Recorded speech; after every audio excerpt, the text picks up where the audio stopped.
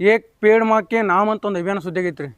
ಏಕ್ paid Maa Ke ನಾಮ್ ಅಂತ ಏನು ಮಾಡ್ತಂತ ಇತ್ತೀಚೆಗೆ ಇದು ಸುದ್ದಿ ಐತೆ ನೋಡಿ ಸರ. ಮತ್ತು ನಮೋ ಆಕ್ಸಿಜನ್ ಪಾರ್ಕ್ ಅಂತ ಬರ್ತೀರಿ. ನಮೋ ಆಕ್ಸಿಜನ್ ಪಾರ್ಕ್ ಅಂತ ಬರ್ತಾ ಇದು ಇತ್ತೀಚೆಗೆ ಏನಂತಂದ್ರೆ ಸುದ್ದಿ ಆಗೈತೆ ಇದು. ಇಲ್ಲಿ ಏಕ್ ಪೇಡ್ ಮಾಕೆ ನಾಮ್ ಅಂತ ಎದಕ್ಕೆ ಸಂಬಂಧಪಡ್ತ ಅನ್ನೋದು ಯಾರ ಹೆಸರಲ್ಲಿ ಗಿಡ ಹತ್ತದ ಅಲ್ಲಿ ಹೇಳ್ಬೇಕು. ನಾನು ಹುಡುಗಿ ಹೆಸರಲ್ಲಿ ಯಾರು ತಾಯಿ ಹೆಸರಲ್ಲಿ ಅಲ್ಲಿ ಕ್ವಶನ್ ಕೇಳ್ತಾನೆ. ಏಕ್ ಪೇಡ್ ಮಾಕೆ ನಾಮ್ ಅಂತಂದ್ರೆ ಇನ್ನೊಂದು ತಾಯಿ ಹೆಸರಲ್ಲಿ ಏನು ಮಾಡ್ತಂತ ಒಂದು ಸಸ್ಯ ನಡ ಸಂಬಂಧಪಟ್ಟಂತೆ ಏಕ್ ಪೇಡ್ ಮಾಕೆ ನಾಮ್ ಅಂತ ಬರ್ತ ನೋಡಿ ಸರ್. ಇದು ವಿಶ್ವ ಪರಿಸರ ದಿನ ಅಂತ ಮಾಡ್ತೀವಿ ನಾವು ಹೇಳಿ ನಿಮ್ಗೆ. ಯಾವಾಗ ಜೂನ್ 5ಕ್ಕೆ ಮಾಡ್ತೀವಿ ವಿಶ್ವ ಪರಿಸರ ದಿನ ಅಂತಂದ್ರೆ ಆ ಸಂದರ್ಭದಲ್ಲಿ ದೆಹಲಿಯಾದ್ಯಂತ 18 ನಮೋ ಆಕ್ಸಿಜನ್ ಪಾರ್ಕನ್ನು ಒಂದು ಲೋಕಾರ್ಪಣೆ ಮಾಡಿರಂತ ನೋಡ್ರಿ. ಅದನ್ನು ಅಂದ್ರೆ ಜೂನ್ 5ರ ಸಂದರ್ಭದಲ್ಲಿ ಪರಿಸರ ದಿನ ಎಲ್ಲಿ ಎತ್ತಿತ್ತ ಮಾಡಿದ್ವಿ ಸಲ ರೀ ಅಜರ್ಬೈಜಾನ್ನ ಬಾಕು ನೋಡ್ರಿ. ನೆಕ್ಸ್ಟ್ ಎಲ್ಲಿ ಮಾಡ್ತೀವಿ ನಾವು ಸರ್ಬಿಯಾ ನೋಡ್ರಿ. 2027 ಪರಿಸರ ದಿನ ಬಂತಂತಂದ್ರೆ ಸರ್ಬಿಯಾ. 2020 ಎಲ್ಲಿ ಮಾಡ್ತೀವಿ ಅಂತಂದ್ರೆ ಅಜರ್ಬೈಜಾನ ಬಾಕೋ ಬರ್ತು ನೋಡ್ರಿ. ಇಲ್ಲಿ ಏಕ್ ಪಾಡ್ಕೆ ಏನಿದೆ ಏಕ್ ಪೇಡ್ ಮಾಕೆ ನಾಮ್ ಅನ್ನೋದು ಯಾವ ವರ್ಷ ಬರ್ತು ಅಂತಂದ್ರೆ 2024 ಬರ್ತು ನೋಡ್ರಿ. ಅಂದರೆ ಈ ಒಂದು ಮೋದಿಯವ್ರು ಯಾವ ವರ್ಷ ಹೇಳ್ತಾರೆ ಅಂತಂದ್ರೆ ತಾಯಿ ಹೆಸರಲ್ಲೇ ಒಂದು ಸಸಿ ನೆಡಿ ಅಂತ 2024 ಮಾಡ್ಕೊಂಡು ಸರ್. ಇದು ನೆಕ್ಸ್ಟು ಅತ್ಯಂತ ದೀರ್ಘಾವಧಿ ಸೇವೆ ಸಲ್ಲಿಸಿದಂಥ ಚುನಾಯಿತ ಪ್ರಧಾನಿ ಯಾರಂತ್ರಿ? ಯಾರೀ? ನರೇಂದ್ರ ಮೋದಿ ನೋಡ್ರಿ. ಅತ್ಯಂತ ದೀರ್ಘಾವಧಿ ಸೇವೆ ಸಲ್ಲಿಸಿದ ಚುನಾಯಿತ ಪ್ರಧಾನಿ ಬರ್ತು ನೋಡ್ರಿ. ನರೇಂದ್ರ ಮೋದಿಯವ್ರು ಒಟ್ಟು ಎಷ್ಟು ಅಂತಂದ್ರೆ 4399 ನೋಡ್ರಿ. ಒಟ್ಟು ಎಷ್ಟು ಅಂತಂದ್ರೆ 4399 ನೋಡಿ ಸರ್. ಇದು ಸತತ 3 ಅವಧಿಗಳಿಗೆ ದೇಶವನ್ನು ಇವ್ರಂತ ನರೇಂದ್ರ ಮೋದಿಯವರು ಮುನ್ನಡೆಸಕಂತ ನೋಡ್ರಿ. ಈ ನರೇಂದ್ರ ಮೋದಿಯವರು ಯಾವ ವರ್ಷ ಅಧಿಕಾರಕ್ಕೆ ಬಂದ್ರೆ 2014 ಮೇ 26 ನೋಡ್ರಿ. ಅಧಿಕಾರಕ್ಕೆ ಬಂದು ಯಾವ ಅಂತಂದ್ರೆ 2014 ಮೇ 26 ನೋಡಿ ಸರ್. ಇದು ಅಂದರೆ ಇವ್ರು ಹಿಂದಲ್ ದಾಖಲೆ ಯಾರಿತ್ತು ಅಂತಂದ್ರೆ ಜವಾಹರ್ಲಾಲ್ ನೆಹರು 4398 ಅಂತ ನೋಡ್ರಿ. 4398 ಇವ್ರು 4399 ಅಂತ ನೋಡಿ ಸರ್. ಇದು ನೆಕ್ಸ್ಟು ಲೋಕಸಭೆಯಲ್ಲಿ ಸಂಪೂರ್ಣ ಬಹುಮತ ಪಡೆದ ಮೊದಲ ಕಾಂಗ್ರೆಸ್ ನಾಯಕರಂತ ನರೇಂದ್ರ ಮೋದಿ ಅಂತ ನೋಡ್ರಿ. ಮೊಟ್ಟ ಮೊದಲ ಕಾಂಗ್ರೆಸ್ಸೇತರ ಪ್ರಧಾನಿ ಅಂದ್ರೆ ಯಾರು ಬರ್ತಾರೆ? ಮೊರಾರ್ಜಿ ದೇಸಾಯಿ ಸರ್. ಮೊಟ್ಟ ಮೊದಲ ಬಾರಿಗೆ ಕಾಂಗ್ರೆಸ್ಸೇತರ ಪ್ರಧಾನಿಯಾಗಿ 5 ವರ್ಷ ಆಳ್ವಿಕೆ ಮಾಡಿದ ಯಾರು ಬರ್ತಾರೆ ಅಂತಂದ್ರೆ ಅಟಲ್ ಬಿಹಾರಿ ವಾಜಪೇಯಿ ಸರ್. ಅಂದ್ರೆ ಮೊಟ್ಟ ಮೊದಲ ಬಾರಿಗೆ ಕಾಂಗ್ರೆಸ್ಸೇತರ ಪ್ರಧಾನಿಯಾಗಿ 5 ವರ್ಷ ಸಂಪೂರ್ಣ ಯಾರು ಮಾಡ್ತಾರೆ ಅಂತಂದ್ರೆ ಅಟಲ್ ಬಿಹಾರಿ ವಾಜಪೇಯಿ ಬರ್ತಾರೆ ಸರ್. ಇದು ಅತಿ ದೀರ್ಘಾವಧಿ ಒಂದು ಕಾಂಗ್ರೆಸ್ಸೇತರ ಪ್ರಧಾನಿ ಯಾರು ಅಂತಂದ್ರೆ ನರೇಂದ್ರ ಮೋದಿ ಬರ್ತ ನೋಡ್ರಿ. ಇಲ್ಲಿ ಪ್ರಧಾನಮಂತ್ರಿ ಬಗ್ಗೆ ಹೇಳ್ತಕ್ಕಂಥ ವಿಧಿ ಯಾವ್ದಣ 75ನೇ ವಿಧಿ ಸರ್. ಪ್ರಧಾನಮಂತ್ರಿ ಹುದ್ದೆ ನೇಮಕ ಬಗ್ಗೆ ಎಷ್ಟು ವಿಧಿ ಹೇಳುತ್ತಂತಂದ್ರೆ 75ನೇ ವಿಧಿ. ನೆಕ್ಸ್ಟ್ 74ನೇ ವಿಧಿ ಏನು ಹೇಳುತ್ತಂತಂದ್ರೆ ಮಂತ್ರಿಮಂಡಲ. 74ನೇ ಅಂತಂದ್ರೆ ಮಂತ್ರಿಮಂಡಲ ಸಂಬಂಧಪಡ್ತ ನೋಡಿ ಸರ್. ಇದು ನೆಕ್ಸ್ಟ್ ಇಲ್ಲಿ ಪ್ರಧಾನಮಂತ್ರಿನ ಯಾರು ನೇಮಕ ಮಾಡ್ತಾರೆ ಅಂತಂದ್ರೆ ರಾಷ್ಟ್ರಪತಿ ಸರ್. ಏನು ಬಹುಮತ ಲೋಕಸಭೆಯಲ್ಲಿ ಬಹುಮತ ಆಧರಿಸಿ ಏನು ಮಾಡ್ತಾರೆ ಅಂತಂದ್ರೆ ರಾಷ್ಟ್ರಪತಿಯಲ್ಲಿ ಪ್ರಧಾನಮಂತ್ರಿಯವ್ರನ್ನ ನೇಮಕ ಮಾಡ್ತಾರೆ ಸರ್. ಇದು ಅದರಲ್ಲಿ ಪ್ರಧಾನಮಂತ್ರಿ ಹುದ್ದೆ ಸಂಬಂಧಪಟ್ಟಂತೆ ಕೆಲವೊಂದಿಷ್ಟು ಜನ ಕೆಲವೊಂದು ವಾಕ್ಯ ಹೇಳ್ತಾರೆ ರೀ ಪ್ರಧಾನಮಂತ್ರಿ ಹುದ್ದೆಗೆ ಸಂಬಂಧಪಟ್ಟಂತೆ. ಈ ಪ್ರಧಾನಮಂತ್ರಿ ಐತಲ್ಲ ಸರ್, ಇದು ಪ್ರಧಾನಮಂತ್ರಿ ಹುದ್ದೆಯು ಏನು ಚುನಾಯಿತ ರಾಜ ಅಂತ ಯಾರು ಹೇಳ್ತಾರೆ? ಪ್ರಧಾನಮಂತ್ರಿ ಹುದ್ದೆಯನ್ನು ಚುನಾಯಿತ ರಾಜ ಹಿಂಟನ್ ನೋಡ್ರಿ. ಪ್ರಧಾನಮಂತ್ರಿ ಹುದ್ದೆಯನ್ನು ಚುನಾಯಿತ ರಾಜ ಅಂತ ಯಾರು ಕರಿತಾರೆ ಅಂತಂದ್ರೆ ಇಂಟನ್ ಅಂತ ಒಬ್ಬ ವ್ಯಕ್ತಿ ಬರ್ತಾನೆ ರೀ. ಈ ಇಂಟನ್ ಅಂತ ವ್ಯಕ್ತಿ ಏನು ಮಾಡ್ತಾನೆ ಅಂತಂದ್ರೆ ಈ ಪ್ರಧಾನಮಂತ್ರಿ ಹುದ್ದೆಯು ಚುನಾಯಿತ ರಾಜ ಅಂತ ಹೇಳ್ತಾನೆ ಸರ್. ಇದು ನೆಕ್ಸ್ಟ್ ಪ್ರಧಾನಮಂತ್ರಿ ಹುದ್ದೆಯು ನಕ್ಷತ್ರಗಳ ನಡುವಿನ ಚಂದ್ರ ಅಂತ ಯಾರು ಹೇಳ್ತಾರೆ? ಸರ್ ವಿಲಿಯಂ ಆಕೋಟ್ ನೋಡ್ರಿ. ಪ್ರಧಾನಮಂತ್ರಿ ಹುದ್ದೆ ಐತಲ್ಲ ನಕ್ಷತ್ರ ನಡುವಿನ ಚಂದ್ರ ಅಂತ ಯಾರು ಹೇಳ್ತಾರೆ ಅಂತಂದ್ರೆ ಸರ್ ವಿಲಿಯಂ ಆಕೋಟ್ ಬರ್ತಾನೆ ಸರ್. ಇದು ನೆಕ್ಸ್ಟ್ ಪ್ರಧಾನಮಂತ್ರಿ ಹುದ್ದೆ ಹೆಂಗೈತೆ ಅಂತಂದ್ರೆ ಏನಿದು ಏನು ತಿರುಗುಣಿ ವ್ಯವಸ್ಥೆ ಅಲ್ರಿ? ಅದು ತಿರುಗು ವ್ಯವಸ್ಥೆ ಯಾವುದು? ತಿರುಗುಣಿ ವ್ಯವಸ್ಥೆ ಅಂತ ಬರ್ತಲ್ರಿ. ಅದು 1 ಮಿನಿಟ್ ರೀ.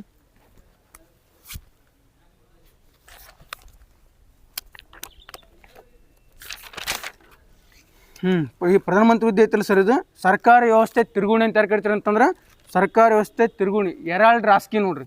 ಎರಾಲ್ಡ್ ರಾಶಿ ಕರಿತು ನೋಡಿ ಸರ್. ಇದು ನೆಕ್ಸ್ಟ್ ಈ ಪ್ರಧಾನಮಂತ್ರಿ ಹುದ್ದೆ ಬಗ್ಗೆ ಐತಲ್ರಿ.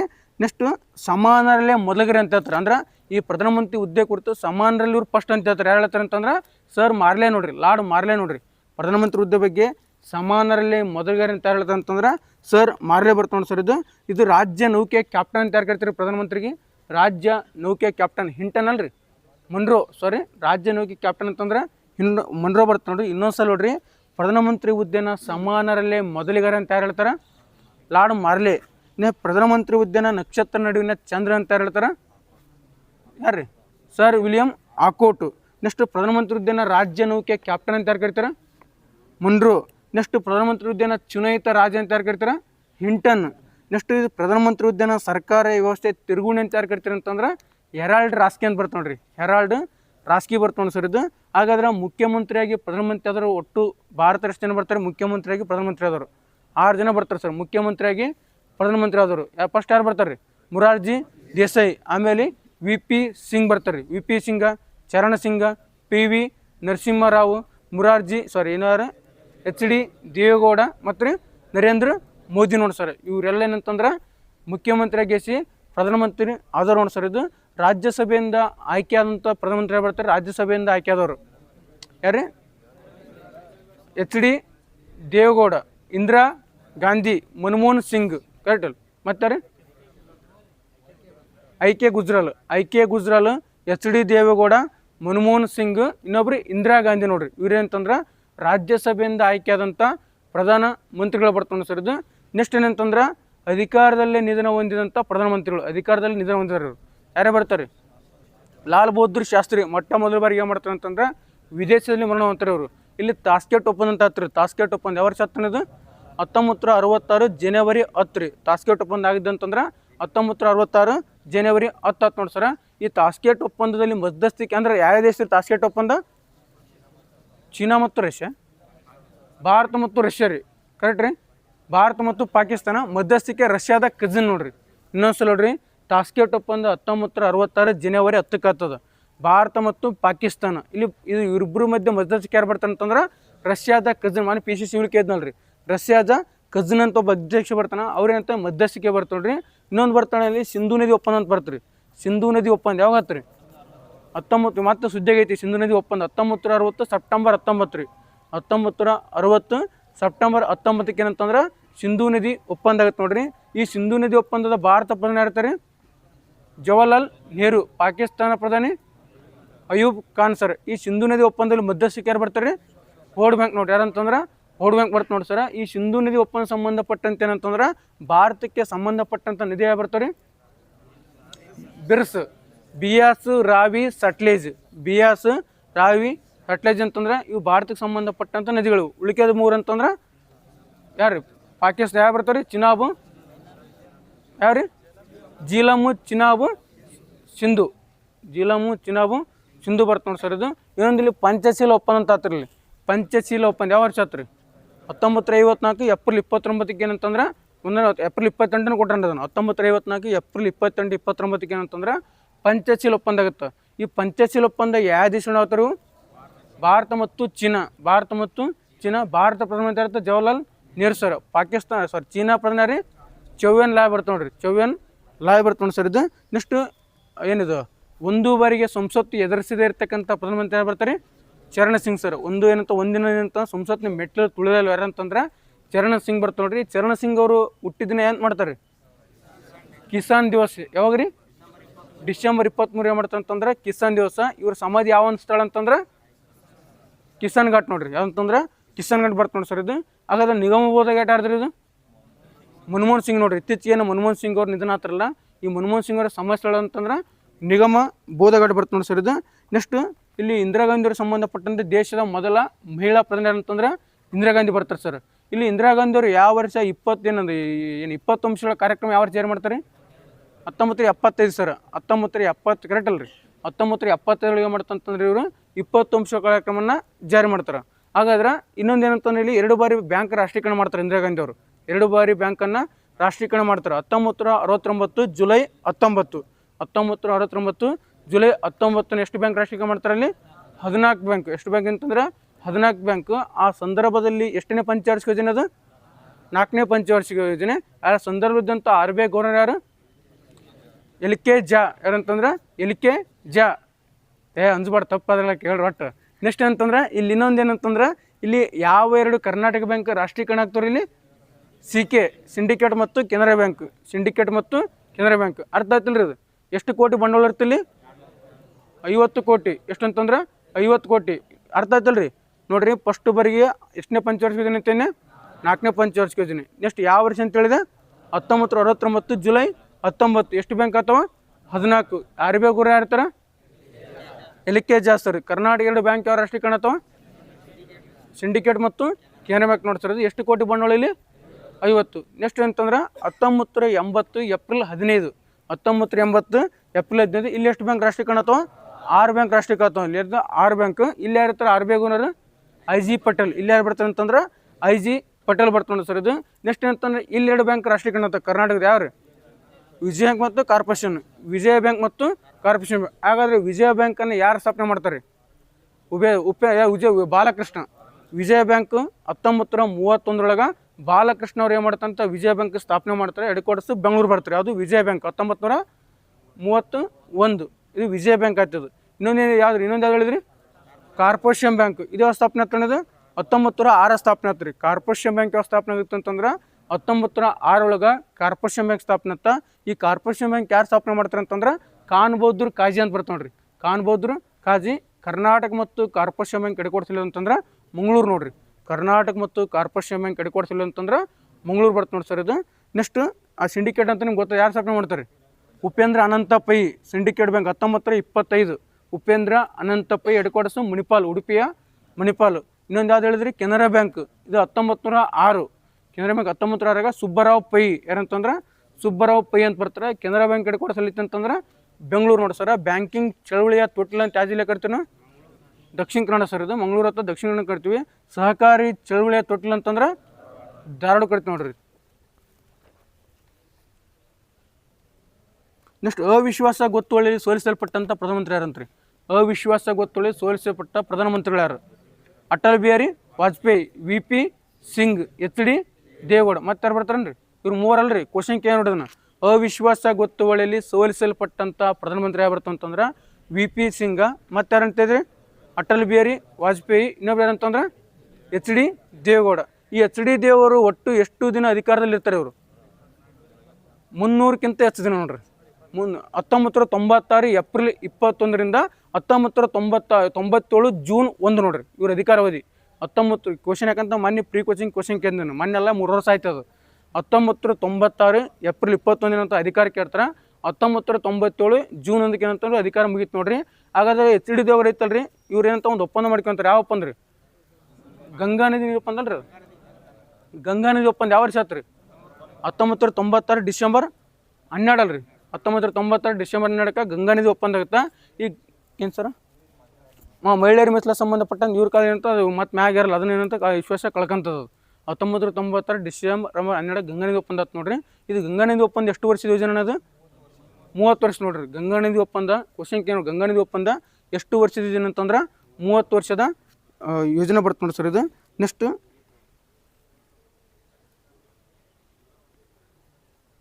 ನಿಮ್ಗೆ ಹೇಳಿದ್ನಲ್ಲ ಸರ್, ವಿಶ್ವ ಯೋಗಾಸನ ಚಾಂಪಿಯನ್ಶಿಪ್ ಭಾರತ ಎಷ್ಟು ಪದಕ ಅಂತ ಹೇಳಿದೆ? 114 ಫಿಕ್ಸ್ ಕ್ವಶನ್ ನೋಡ್ರಿ. ವಿಶ್ವ ಯೋಗಾಸನ ಚಾಂಪಿಯನ್ಶಿಪ್ ಒಳಗೆ ನಾವು ಭಾರತ ಒಟ್ಟು ಪದಕ ಎಷ್ಟು ಅಂತಂದ್ರೆ 114 ನೋಡ್ರಿ. ಎಷ್ಟು ಅಂತಂದ್ರೆ 114 ಬರುತ್ತೆ ನೋಡ್ರಿ.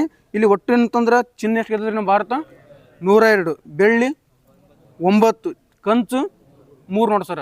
102 ಚಿನ್ನ, 9 ಬೆಳ್ಳಿ, 3 ಕಂಚು. ಪದಕ ಪಟ್ಟಿಯಲ್ಲಿ ಯಾವ ದೇಶ ಫಸ್ಟ್ ಐತಿ? ಭಾರತ. ಸೆಕೆಂಡ್ ಐತ್ರಿ ಜಪಾನ್. ಥರ್ಡ್ ಅದಂತೇನೆ ಅರ್ಜೆಂಟೈನಾ. 3 ಪ್ಲೇಸ್ ನೆನಪಿಡ್ರಿ ಅವನು. ಫಸ್ಟ್ ಯಾವ್ದು ರೀ? Bharat. Second Japan. Third Argentina ಬರುತ್ತೆ ನೋಡಿ ಸರ್ ಇದು. ನಿನ್ನೇನಂತ ಇಷ್ಟು ಹೇಳಿದ್ದೆ ನಾನು.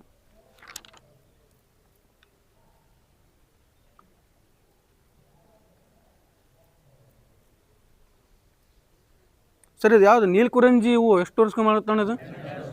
12 ವರ್ಷಕ್ಕೆ ಮಾಡ್ತಂತಂದ್ರೆ ಈ ನೀಲಕುರಂಜಿ ಹೂವು ಅರಳುತ್ತಂತ ನೋಡಿ ಸರ್ ಇದು. ಇದು ನೀಲಕುರಂಜಿ ಎಲ್ಲಿ ಅತಿ ಹೆಚ್ಚು ಎಲ್ಲಿ ಅರಳುತ್ತೆ ಹೂವು ಅನ್ನೋದು? ಪಶ್ಚಿಮ ಘಟ್ಟಲ್ಲಿ ಜಾಸ್ತಿ ಕಂಡು ಬರ್ತಾನೆ. ಪಶ್ಚಿಮ ಘಟ್ಟ ಕಡೆ ಮಾಡ್ತಂತ ಕರ್ನಾಟಕ, ಕೇರಳ, ತಮಿಳುನಾಡು ಪಶ್ಚಿಮ ಘಟ್ಟ ಕಡೆ ಮಾಡ್ತಂತಂದ್ರೆ ಈ ನೀಲಕುರಂಜಿ ಏನಂತಂದ್ರೆ ಜಾಸ್ತಿ ಕಂಡು ಬರ್ತಿರೋದು. ಹಾಗಾದ್ರೆ ಈ ನೀಲಕುರಂಜಿ ಸಂಬಂಧಪಟ್ಟಂತೆ ಹೆಂಗೆ ನಾವು ನಾವು ಬರ್ತಡೇ ಆ ಥರ ಮಾಡ್ತಿರ್ತೀವಲ್ಲ ಒಂದು ವರ್ಷ ಆ ಥರ ಅವರು ಒಂದು ಬುಡಕಟ್ಟು ಏನು ಮಾಡ್ತಂತಂದ್ರೆ ಈ ನೀಲಕುರಂಜಿ ಆ ಹೂವು ಅರಳಿತಂತಂದ್ರೆ ಕೇಕ್ ಕಟ್ ಮಾಡ್ತಾರೆ ಅವರು. ನಿನ್ನ ಬರ್ತಡೇ ಅಪ್ಪ ಇವತ್ತು, ಹ್ಯಾಪಿ ವೆಡ್ಡಿಂಗ್ ಏನು ಹ್ಯಾಪಿ ಬರ್ತಡೇ ಅಂತ ಅಂದರೆ ಹ್ಯಾಪಿ ಬರ್ತಡೇ ಅಂತ ಹೇಳ್ತಾರಲ್ಲ, ಆ ಹ್ಯಾಪಿ ಬರ್ತಡೇ ಯಾವ ಒಂದು ಬುಡಕಟ್ಟು ಆಚರಣೆ ಮಾಡ್ತಂತಂದ್ರೆ ಪಾಲಿಯಾನ ಬುಡಕಟ್ಟು ನೋಡ್ರಿ. ಅರ್ಥ ಆಯ್ತಿಲ್ಲ ಹೇಳಿದ್ ನಾನು. ಅಂದ್ರೆ 12 ವರ್ಷಕ್ಕೆ ಮೂವು ಅರಳುತ್ತಲ್ಲ ಅವಾಗ ಕೇಕ್ ಕಟ್ ಮಾಡೋ ಬುಡಕಟ್ಟು ಅದನ್ನು ಕ್ವಶನ್ ಕೇಳ್ತಾನೆ ರೀ. ಏನಂತಂದ್ರೆ ಪಾಲಿಯಾನ ಬುಡಕಟ್ಟು ಬರ್ತ ನೋಡಿ ಸರ್. ದೀಪಾವಳಿ ದಿನ ಅಳುವಂಥ ಬುಡಕಟ್ಟು ಆದ್ರಿ. ನಾವು ದೀಪಾವಳಿ ಬಂತಂತ ಹೋಗಿ ಸೀದಾ ಪಟಾಕಿ ಹಚ್ಚಕ್ಕೆ ಹೋಗ್ತೀವಿ. ಅವ್ರು ದೀಪಾವಳಿ ಬಂತಂತ ಅಳ್ಕೊಂತ ಕುಂದ್ಬಿಡ್ತಾರೆ ಅವರು. ತಾರು ಬುಡಕಟ್ಟು ನೋಡ್ರಿ. ದೀಪಾವಳಿ ದಿನ ಅಂದ್ರೆ ದೀಪಾವಳಿಯನ್ನು ಶೋಕ ದಿನವಾಗಿ ಆಚರಿಸಕ್ಕಂಥ ಬುಡಕಟ್ಟು ಹೆಚ್ಚು ಕ್ವಶನ್ ಕೇಳಿ ನೋಡ್ರಿ. ಅದನ್ನು ದೀಪಾವಳಿಯನ್ನು ಶೋಕ ದಿನವಾಗಿ ಆಚರಿಸಕ್ಕಂಥ ಬುಡಕಟ್ಟು ಅಂತಂದ್ರೆ ತಾರು ಬುಡಕಟ್ಟು ಅಂತ ಬರುತ್ತೆ ನೋಡಿ. ಇದು ಹೆಚ್ಚು ಎಲ್ಲಿ ಬರ್ತಂತ ಉತ್ತರ ಕನ್ನಡ ಕಂಡು ಬರ್ತದೆ. ಎಲ್ಲಿಂತಂದ್ರೆ ಉತ್ತರ ಕನ್ನಡದಲ್ಲಿ ನಮ್ಮ ಕರ್ನಾಟಕದಲ್ಲಿ ಚಂದ್ರ ಎಲ್ಲಿ ಕಂಡು ಬರ್ತಾರೆ? ಯಾದಗಿರಿ ಸರ್. ನಿಮಗೆಲ್ಲ ಹೇಳಿ ಕರ್ನಾಟಕ ಚಂದ್ರ ಅಂತಂದ್ರೆ ಯಾದಗಿರಿ. ಆದರೆ ಭಾರತದಲ್ಲಿ ಬುಡಕಟ್ಟು ಸಂಶೋಧನಾ ಸಂಸ್ಥೆ ಎಲ್ಲಿತ್ತು ರೀ? ಭಾರತದಲ್ಲಿ ಬುಡಕಟ್ಟು ಸಂಶೋಧನಾ ಸಂಸ್ಥೆ ಮಧ್ಯಪ್ರದೇಶದ ಅಮರಕಂಗ. ಬುಡಕಟ್ಟು ವಿಶ್ವದಲ್ಲ ಅದು. ಬುಡಕಟ್ಟು ಸಂಶೋಧನಾ ಸಂಸ್ಥೆ ದೆಹಲಿ ಇರ್ಬೋದು ನೋಡ್ರಿ. BMTC ಕ್ವಶನ್ ಕೇಳ್ರಿ. ಎರಡು ಕ್ವಶನ್ ಬರ್ತಾರೆ ಇಲ್ಲಿ.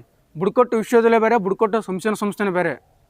ಬುಡಕಟ್ಟು ವಿಶ್ವವಿದ್ಯಾಲಯ ಅಂತಂದ್ರೆ ಮಧ್ಯಪ್ರದೇಶ ಅಮರಕಂಟಕ್ ಬರ್ತದೆ. ಬುಡಕಟ್ಟು ಸಂಶೋಧನೆ ಅಂತ ದೆಹಲಿ ಬರ್ಬೋದು ನೋಡ್ರಿ. BMTC ಕ್ವಶನ್ ಕೇಳಿ ನೋಡ್ರಿ ಅದನ್ನು. ಅದು 3ನೇ ಸಲ ನಾನು ಮ್ಯಾಗ್ಝಿನ್ ರಿವಿಷನ್ ಮಾಡೋದು, 3ನೇ ಸಲ ಅದು. ಸ್ವಲ್ಪ ನೋಡಂತ ಜಾಸ್ತಿ ಏನಂತಂದ್ರೆ ನೋಡ್ಕ್ಯಾರವನ ಕ್ವಶನ್ ಆಗೋ ಚಾನ್ಸಸ್ ಭಾಳ ಐತಿ ಈ ಮಂತ್ ಮ್ಯಾಗ್ಝಿನ್.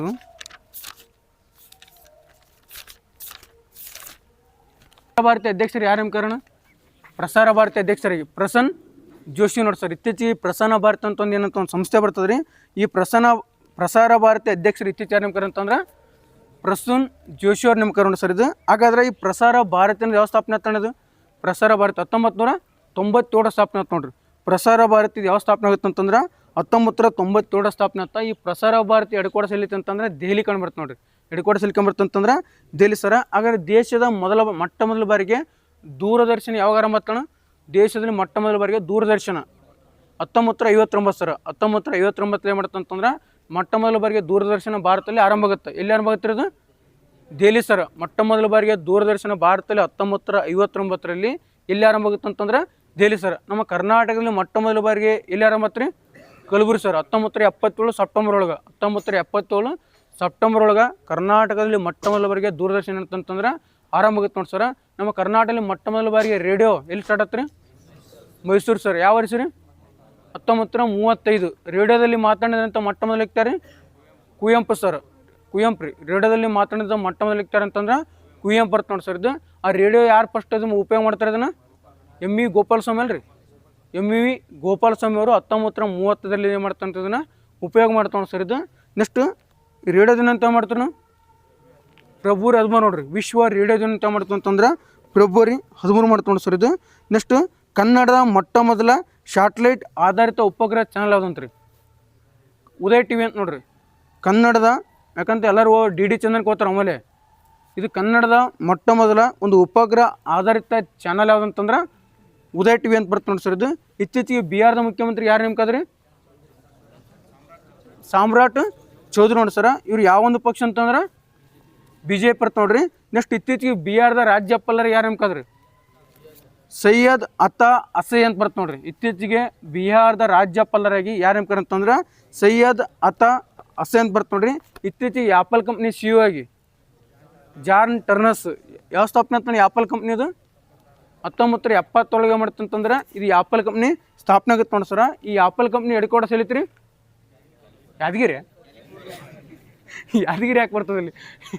ಕ್ಯಾಲಿಫೋರ್ನಿಯಾ ನೋಡ್ರಿ. ಕ್ಯಾಲಿಫೋರ್ನಿಯಾ ಅಲ್ರಿ. 1976 ಯಾವ್ದು ಯಾದಗಿರಿ ಅಂತ ಉಲಿಯಲ್ಲಿ 1976 ಕ್ಯಾಲಿಫೋರ್ನಿಯಾ ಬರ್ತದೆ ನೋಡಿ ಸರ್ ಇದು. ಇಲ್ಲಿ ಒಂದು ಕ್ವಶನ್ ಪೇಸಕ್ಕೆ ಏನಲ್ರಿ ಅಂದರೆ ಆ್ಯಪಲ್ ಉತ್ಪನ್ನ ಯಾವುದಲ್ಲ ಅಂತ ಕ್ವಶನ್ ಕೇಳ್ತಿರ್ತಾನೆ. ನಾನು ಯಾವ್ದು ಆ್ಯಪಲ್ ಯಾವ್ದು ಉತ್ಪನ್ನ ಮಾಡಲ್ಲ ಅಂತ ಕ್ವಶನ್ ಕೇಳ್ತಿರ್ತಾನೆ. ನಾನು ಆಪ್ಷನ್ಸ್ ಕೊಡ್ತೀನಿ ಹೇಳ್ರಿ. ನಾನು ಯಾವ್ದು ಆ್ಯಪಲ್ ಉತ್ಪನ್ನ ಅಲ್ಲ? ಏರ್ಪಾಡ್ಗಳು, air tag, air car, Apple watch.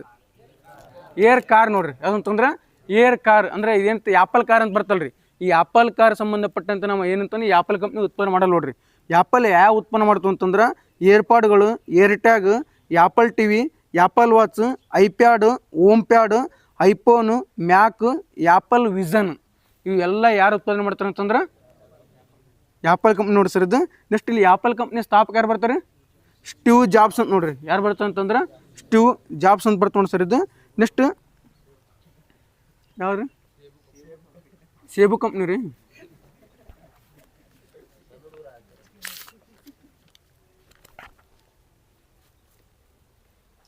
ಅಣ್ಣ ಇತ್ತೀಚೆಗೆ 14ನೇ ಮಾರಾತ್ನ ಯಾವ್ದಾಯ್ತು ರೀ? ನಿಮಗೆಲ್ಲ ಹೇಳಿ 14ನೇ ಮಾರಾತ್ನ ಯಾವ್ದೈತೆ ಅಂತಂದ್ರೆ HL ಆಯ್ತು ನೋಡಿ ಸರ್ ಇದು. ಇಲ್ಲಿ ಮಹಾರತ್ನ ಸಂಬಂಧಪಟ್ಟಂತೆ ಯಾವ ವರ್ಷ ಮಹಾರತ್ನ ಕೊಡೋಕೆ ಸ್ಟಾರ್ಟ್ ಮಾಡ್ತಾರೆ? 2009 ಸರ್. ಅಂದರೆ ಈ ಮಹಾರತ್ನ ಕೊಡೋಕೆ ಸ್ಟಾರ್ಟ್ ಯಾವ ವರ್ಷ ಮಾಡ್ತಾರೆ ಅಂತಂದ್ರೆ 2009 ಮಾಡ್ಕೊಂಡು ಸರ್ ಇದು. ಈ ಮಹಾರತ್ನ ಕೊಡೋಕಂತಂದ್ರೆ ಏನು ಸ್ಥಾನ ಹೊಂದಿರ್ಕೊಳ್ಳೋದು? ಮೇನ್ ಸ್ಥಾನ ಹೊಂದಿದ್ದು. ಮೇನ್ ಅಂತ ಮೊದಲೇನಂತ ಷೇರು ಮಾರುಕಟ್ಟೆಯಲ್ಲಿ ಏನಂತ ತನ್ನ ಸ್ಥಾನ ಪಡೆದಿರ್ಬೋದು. ಎಲ್ಲಿಂತಂದ್ರೆ ಷೇರು ಮಾರುಕಟ್ಟೆಯಲ್ಲಿ. ಮತ್ತೇನಂತಂದ್ರೆ ಒಂದು ನವರತ್ನ ಸ್ಥಾನ ಪಡಿಬೇಕಿದು. ಒಂದು ಮಹಾರತ್ನ ಆಗ್ಬೇಕಂತ ಹಿಂದೇನಾಗಿರ್ಬೋದು? ನವರತ್ನ ಆಗಿರ್ಬೇಕು. ನವರತ್ನ ಆದಮೇಲೆ ಏನಂತಂದ್ರೆ ಇದು ಮಹಾರತ್ನ ಆಗುತ್ತಾ. ಮತ್ತೆ ಏನಂತಂದ್ರೆ ಇದು ಎಷ್ಟು ಒಂದು ಕೋಟಿ ಲಾಭ ಇರ್ಕೋದ್ರದ್ದು ಎಷ್ಟು? 5,000 ಕೋಟಿ ಅಲ್ರಿ. 5,000 ಕೋಟಿ ಏನು ಮಾಡ್ತಂತಂದ್ರೆ ಲಾಭಾಂಶ ಇರ್ಬೇಕು. ನೆಕ್ಸ್ಟ್ ಎಷ್ಟು ವಹಿವಾಟು ಇರ್ಬೇಕಂತಂದ್ರೆ ವಹಿವಾಟು 25,000 ಕೋಟಿ ವಹಿವಾಟು ಇರಬೇಕು. ಹೂಡಿಕೆ 15,000 ಕೋಟಿ ಇರ್ಬೇಕು ನೋಡ್ರಿ. ಇನ್ನೊಂದ್ಸಲ ನೋಡ್ರಿ, ಹಿಂಗೆ ಕ್ವಶನ್ ಕೇಳ್ತಾನೆ. ಹೇಳಿಕೆದಲ್ಲಿ ಒಂದು ಮಹಾರತ್ನ ಸ್ಥಾನಮಾನ ಪಡಿಬೇಕಂತಂದ್ರೆ ಯಾವ ವರ್ಷ ಕೊಡ್ತಾರೆ ಅಂತ ಹೇಳಿದ್ ನಾನು 2009 ಕೊಡ್ತಾರೆ ಅಂತ ಹೇಳಿದೆ. ಇಲ್ಲಿ ಲಾಭಾಂಶ ಎಷ್ಟು ಇರ್ಬೇಕು ಆ ಕಂಪ್ನಿದು? 5,000 ಕೋಟಿ. ನೆಕ್ಸ್ಟ್ ಅದ್ರ ಏನಂತ ಹೂಡಿಕೆ ಎಷ್ಟು ಇರ್ಬೇಕಂತಂದ್ರೆ 15,000 ಕೋಟಿ. ಅದ್ರ ವಹಿವಾಟು ಸರ 25,000 ಕೋಟಿ ನೋಡಿ ಸರ್. ಇದು ಪ್ರಸ್ತುತ ಎಷ್ಟು ಅದ ಈಗ? 14ನೇ ಮಹಾರತ್ನ ಅಂತಂದ್ರೆ HCL ಬರುತ್ತೆ ನೋಡಿ ಸರ್. ಇದು ಆಗ 13ನೇ ಮಹಾರತ್ನ ಯಾವ್ದು? 13ನೇದು IOL ಅಂತ ಬರ್ತಲ್ರಿ, ಅದು oil India limited. Oil India limited ಅಂತ ಬರ್ತ ನೋಡ್ರಿ. ಈ oil India limited head quarters ಐತಿ ಅಂತಂದ್ರೆ ಅಸ್ಸಾಂನ ದುಲ್ಜಿಯಾ ನೋಡ್ರಿ. ಕ್ವಶನ್ ಕೇಳ್ತಾನೆ ಇವನು. ಅಂದ್ರೆ ಆಲ್ಮೋಸ್ಟ್ ಎಲ್ಲ ಹೆಡ್ ಕ್ವಾರ್ಟರ್ಸ್ ದೆಹಲಿ ಅದಾವ, ಮುಂಬೈ ಅದಾವ. ದೆಹಲಿ ಬಿಟ್ಟು ಬೇರೆ ಬೇರೆ ಕಡೆ ಕೆಲವೊಂದಿಷ್ಟು 4-5 ಮಹಾರತ್ನ ಅದಾವ. ಅವ್ನು ನೆನ್ಪಿಡ್ರಿ. ಯಾವ್ದು ಕೋಲ್ ಇಂಡಿಯಾ ಲಿಮಿಟೆಡ್ ಬರ್ತದ, ಎಲ್ಲೈತ್ರಿ?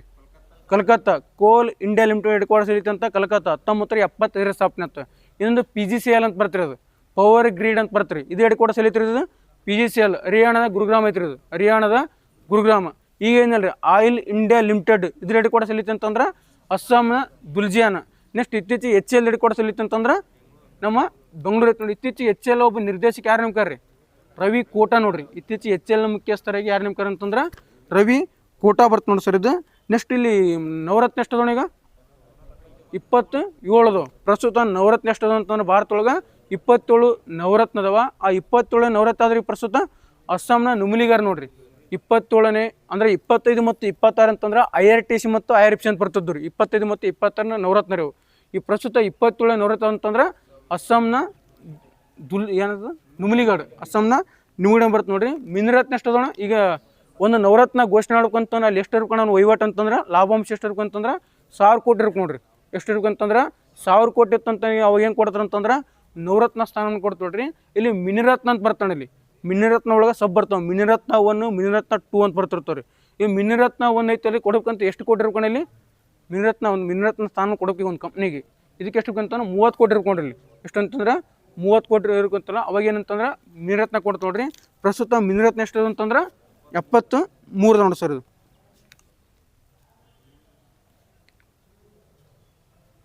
ಅಣ್ಣ ಇತ್ತೀಚೆಗೆ ರಾಜ್ಯಸಭೆಗೆ ಏನದು ಉಪಾಧ್ಯಕ್ಷ ಯಾರು ನೇಮಕಾರ ಸರ್? ಇದು ಉಪಸಭಾಪತಿ ಹರಿವಂಶ ನಾರಾಯಣ ಸಿಂಗ್ ನೋಡಿ ಸರ್. ಇದು ಇವರು ಆರ್ಡರ್ ಆಫ್ ಪ್ರೆಸಿಡೆನ್ಸಿಯಲ್ ಎಷ್ಟನೇ ಸ್ಥಾನ ಅಂತ ಹೇಳಿದ್ ನಾನು? ಅರ್ಥ ಆಗ್ತಿಲ್ಲ ಹೇಳಿದ್ ನಾನು. ರಾಜ್ಯಸಭೆ ನೀನು ಈ ರಾಜ್ಯಸಭೆ ಉಪಸಭಾಪತಿ ಅದರಲ್ಲಿ ಇವರು ಆರ್ಡರ್ ಆಫ್ ಪ್ರೆಸಿಡೆನ್ಸಿ ಒಳಗೆ ಎಷ್ಟನೇ ಸ್ಥಾನ ಇರ್ತಾರ? ಒಂದು 7 ಅಂತದ, 10 ಅಂತದ, 12 ರೀ ಹೇಳಿದ್ನಲ್ಲ. ಅವತ್ತು ಉಪಮುಖ್ಯಮಂತ್ರಿ ಆಗಲಿ, ನೆಕ್ಸ್ಟ್ ರಾಜ್ಯಸಭೆ ಉಪಸಭಾಪತಿ ಆಗಲಿ, ಇವ್ರು ಎಷ್ಟನೇ ಸ್ಥಾನ ಇರ್ತಾರೆ? ಹೌದಿಲ್ಲ? 12, 10 ಕರೆಕ್ಟ್ ರೀ. ಎಷ್ಟು ಅಂತಂದ್ರೆ 10ನೇ ಉಪಮುಖ್ಯಮಂತ್ರಿ ಮತ್ತು ರಾಜ್ಯಸಭೆ ಉಪಸಭಾಪತಿ ಆರ್ಡರ್ ಆಫ್ ಪ್ರೆಸಿಡೆನ್ಸಿ ಸ್ಥಾನ ಅಂತಂದ್ರೆ 10ನೇ ಸ್ಥಾನ ಬರ್ತದೆ ನೋಡಿ ಸರ್. ಇದು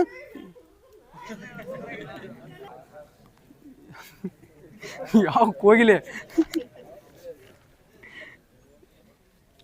ಆ ಕಡೆ ಹೋಗಿ ನೆನಪೋದು ಹೋಣ. ಹಾಂ ಕರೆಕ್ಟ್ ಐತಿ ಅದಷ್ಟೇ. ಇತ್ತೀಚೆಗೆ ರಾಜ್ಯಸಭೆ ಆಯ್ಕೆಯಾದಂಥ ಮೊದಲ ಸಲಿಂಗಿ ಯಾರು? ಮೇನಕಾ ಗುರುಸ್ವಾಮಿ ನೋಡ್ರಿ. ಇತ್ತೀಚೆಗೆ ರಾಜ್ಯಸಭೆ ಆಯ್ಕೆಯಾದಂಥ ಸಲಿಂಗಿ ಯಾರು ಬರ್ತಾವೆ? ಮೇನಕಾ ಗುರುಸ್ವಾಮಿ ಬರ್ತಾ ನೋಡಿ ಸರ್. ಇದು ಈ ರಾಜ್ಯಸಭೆ ಯಾವ ರಚನೆ ಆಗ್ತಾನದು? 1952 ಡೇಟ್ ರೀ. April 3 PSI question. ಇದು ರಾಜ್ಯಸಭೆ ರಚನೆ ಆಗಿದ್ದಾವ ಅಂತಂದ್ರೆ 1952 ಏಪ್ರಿಲ್ 3. ಲೋಕಸಭೆ ರಚನೆ ಆಗಿದ್ದು 1952 ಏಪ್ರಿಲ್ 17. ಈ 2 ಅಧಿವೇಶನ ಆಗಿದ್ದು 1952 ಮೇ 13. 1952 ಮೇ 13. ರಾಜ್ಯಸಭೆಗೆ ನಾಮನಿರ್ದೇಶನ ಯಾವ ದೇಶದಿಂದ ಎರಲ್ಪಡಿದ್ರು ನಾವು? ಐರಿಷ್. ರಾಜ್ಯಸಭೆಗೆ ನಾಮನಿರ್ದೇಶನ ಅಂತಂದ್ರೆ ಐರಿಷ್ ಬರ್ತ ನೋಡಿ ಸರ್. ಇದು ನಮ್ಮ ಅತಿ ಹೆಚ್ಚು ರಾಜ್ಯಸಭೆ ಚುನಾಯಿತ ಯಾವ ರಾಜ್ಯದಂದ್ರಿ? ಉತ್ತರ ಪ್ರದೇಶ. ಎಷ್ಟು ಜನ ಆಗ್ತಾರೆ ಇಲ್ಲಿ? 31. 81 ಅಲ್ರಿ, 31. ಲೋಕಸಭೆ ಅಂತಂದ್ರೆ 80. ಲೋಕಸಭೆ ಅಂತಂದ್ರೆ 80 ಬರ್ತವೆ. ನಮ್ಮ ಕರ್ನಾಟಕದಿಂದ ಎಷ್ಟು ಜನ ನೇಮಕ ಆಗ್ತಾರಣ? 12 ಬರುತ್ತೆ. ನಿಮ್ಗೆಲ್ಲ ಹೇಳಿದ್ದೈತಿ. ಮುಂದೆ ನೋಡೋಣ. ಇತ್ತೀಚೆಗೆ ಭಾರತದಲ್ಲಿ ಬಾವಲಿಗಳ ಸ್ಥಿತಿಗತಿ ವರದಿ, ನಮ್ಮ ಭಾರತದೊಳಗೆ ಬಾವಲಿಗಳ ಸ್ಥಿತಿಗತಿ ವರದಿ ಬಿಡುಗಡೆ ಮಾಡಿದ್ರು. ಅತಿ ಹೆಚ್ಚು ಬಾವಲಿ ಹೊಂದಿರ್ತಕ್ಕಂಥ ರಾಜ್ಯ ಯಾವ್ದು ರೀ? ಪಶ್ಚಿಮ ಬಂಗಾಳ. ಸೆಕೆಂಡ್ ಯಾವ್ದು ರೀ? ಮೇಘಾಲಯ. ಥರ್ಡ್ ಉತ್ತರಾಖಂಡ ನೋಡ್ರಿ. ಅತಿ ಹೆಚ್ಚು ಬಾವಲಿ ಅಂತ ಫಸ್ಟ್ ಪಶ್ಚಿಮ ಬಂಗಾಳ, ಸೆಕೆಂಡ್ ಮೇಘಾಲಯ, ಥರ್ಡ್ ಬಂತಂತಂದ್ರೆ ಉತ್ತರಾಖಂಡ ಬರ್ತ ನೋಡಿ ಸರ್. ಇದು ಭಾರತದ ಮೊಟ್ಟ ಮೊದಲ ಬಾವಲಿಗಳ ಸಂಬಂಧಪಟ್ಟಂತೆ ಮೊಟ್ಟ ಮೊದಲ ವರದಿ ಅಂತ ನೋಡ್ರಿ. ಈ ವರದಿನ ಯಾರು ಮಾಡ್ರಿ ಅಂತಂದ್ರೆ ಪ್ರಕೃತಿ ಸಂರಕ್ಷಣಾ ಫೌಂಡೇಶನ್ ಮತ್ತು ಅಂತಾರಾಷ್ಟ್ರೀಯ ಬಾವಲಿ ಸಂರಕ್ಷಣೆ ನೋಡ್ರಿ. ಅಂದ್ರೆ ಯಾರು ಈ ವರದಿನ ಸಿದ್ಧಪಡಿಸ್ಯಾರ ಅಂತಂದ್ರೆ ಪ್ರಕೃತಿ ಸಂರಕ್ಷಣಾ ಫೌಂಡೇಶನ್ ಮತ್ತು ಅಂತಾರಾಷ್ಟ್ರೀಯ ಬಾವಲಿ ಸಂರಕ್ಷಣೆ ಬರ್ತ ನೋಡಿ ಸರ್. ಅವ್ರು ಏನು ಮಾಡ್ರಿ ಅಂತಂದ್ರೆ ಈ ವರದಿನ ಬಿಡುಗಡೆ ಮಾಡಿ ನೋಡೋದನ್ನ. ನೆಕ್ಸ್ಟ್ ಇತ್ತೀಚೆಗೆ ಐತಲ್ಲ ಸರ್, ಇದು ವಿಜಯಪುರ ದ್ರಾಕ್ಷಿಗೆ ಜೆ ಟ್ಯಾಗ್ ಕೊಡ್ಬೇಕಂತ ಮತ್ತು ಸುದ್ದಿ ಆಗೈತಿ. ವಿಜಯಪುರದ ದ್ರಾಕ್ಷಿಗೆ ಈ ವಿಜಯಪುರದ ಯಾವ ಜೆ ಟ್ಯಾಗ್ ಕೊಡ್ದವ್ರಿ? ಕಾಜಿಲಿಂಬೆ ಮತ್ತು ಒಂದೇ ರೀ ಕಾಜಿ ಲಿಂಬೆ ಅಂತ ಯಾವ ಇಂಡಿದಲ್ರಿ, ಇಂಡಿ ಲಿಂಬೆ ಸಂಬಂಧಪಟ್ಟಂತೆ ಅಂತಂದ್ರೆ ಬಿಜಾಪುರದ ಜೆ ಟ್ಯಾಗ್ ಬಿಡುತ್ತಲ್ಲ ಸರ್ ಇದು. ಮತ್ತು ಇದು ಒಣದ್ರಾಕ್ಷಿ ಕೊಡ್ರಿ ಜಾಗತಿಕ ಮಾರುಕಟ್ಟೆಗೆ ಅಂತಂದ್ರೆ ಇದನ್ನು ಒತ್ತುವರಿ ಅಂತಂದ್ರೆ ಸುದ್ದಿ ಆಗೈತೆ ನೋಡಿ ಸರ್ ಇದು. ಹಾಗಾದ್ರೆ ಇದು ಜೆ ಟ್ಯಾಗ್ ಸಂಬಂಧಪಟ್ಟಂತೆ ಏನೈತಲ್ರಿ, ಕರ್ನಾಟಕದಲ್ಲಿ ಜೆ ಟ್ಯಾಗ್ ಪಾಲಿಸಿ ಯಾವ ವರ್ಷ ಬರುತ್ತೆ ರೀ? ಕರ್ನಾಟಕದಲ್ಲಿ ಜೆ ಟ್ಯಾಗ್ ಪಾಲಿಸಿ ಯಾವಾಗ ರೀ? 2019 ನೋಡಿರಿ.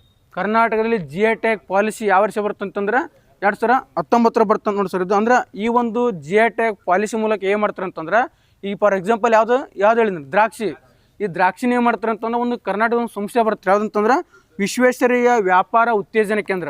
ವಿಶ್ವೇಶ್ವರಯ್ಯ ಅಂದ್ರೆ ನೀವು ಭಾಳ ನೆನ್ಪಿಟ್ರೆ ಅದನ್ನು ಕರ್ನಾಟಕದಲ್ಲಿ ಈ ಒಂದು ಉತ್ಪನ್ನಕ್ಕೆ ಜೆ ಟ್ಯಾಗ್ ಕೊಡ್ರಿ ಅಂತ ಯಾವ ಸಂಸ್ಥೆ ಶಿಫಾರಸು ಮಾಡುತ್ತಂತಂದ್ರೆ ಇದೇ ವಿಶ್ವೇಶ್ವರಯ್ಯ ವ್ಯಾಪಾರ ಉತ್ತೇಜನ ಕೇಂದ್ರ. ಈ ಸಂಸ್ಥೆನ ಏನು ಮಾಡುತ್ತಂತಂದ್ರೆ ಅಲ್ಲಿ ಶಿಫಾರಸು ಮಾಡ್ತದ. ಅವಾಗ ಏನು ಮಾಡುತ್ತಂತಂದ್ರೆ ಜೆ ಟ್ಯಾಗ್ ಕೊಡುತ್ತೆ ನೋಡ್ರಿ. ಈ ಜೆ ಟ್ಯಾಗ್ ಎಡ್ ಕೊಡೋ ಸಲಿತಣ ಚೆನ್ನೈ ಸರ್. ಈ ಜೆ ಟ್ಯಾಗ್ ಏನು ಕೊಡ್ತಾರಲ್ಲ ಜಿಯೋಗ್ರಫಿಕಲ್ ಇಂಡಿಕೇಶನ್, ಈ ಜೆ ಟ್ಯಾಗ್ ಎಡ್ ಕೊಡೋ ಸಲಿತೆ ಅಂತಂದ್ರೆ ಚೆನ್ನೈ ಐತ್ರಿ. ಈ ಜೆ ಟ್ಯಾಗ್ ಅನ್ನೋದು ಯಾವ ಸಚಿವಾಲಯ ಬರ್ತಾನೆ? ಅದು ವಾಣಿಜ್ಯ ಮತ್ತು ಕೈಗಾರಿಕೆ ಸಚಿವಾಲಯ ಬರ್ತದೆ. ವಾಣಿಜ್ಯ ಮತ್ತು ಕೈಗಾರಿಕೆ ಸಚಿವಾಲಯ ಬರ್ತದೆ ನೋಡಿ ಸರ್ ಇದು. ನೆಕ್ಸ್ಟ್ ಈ ಜೆ ಟ್ಯಾಗ್ನ ಪಿತಾಮಹರು ರಜನಿಕಾಂತ್.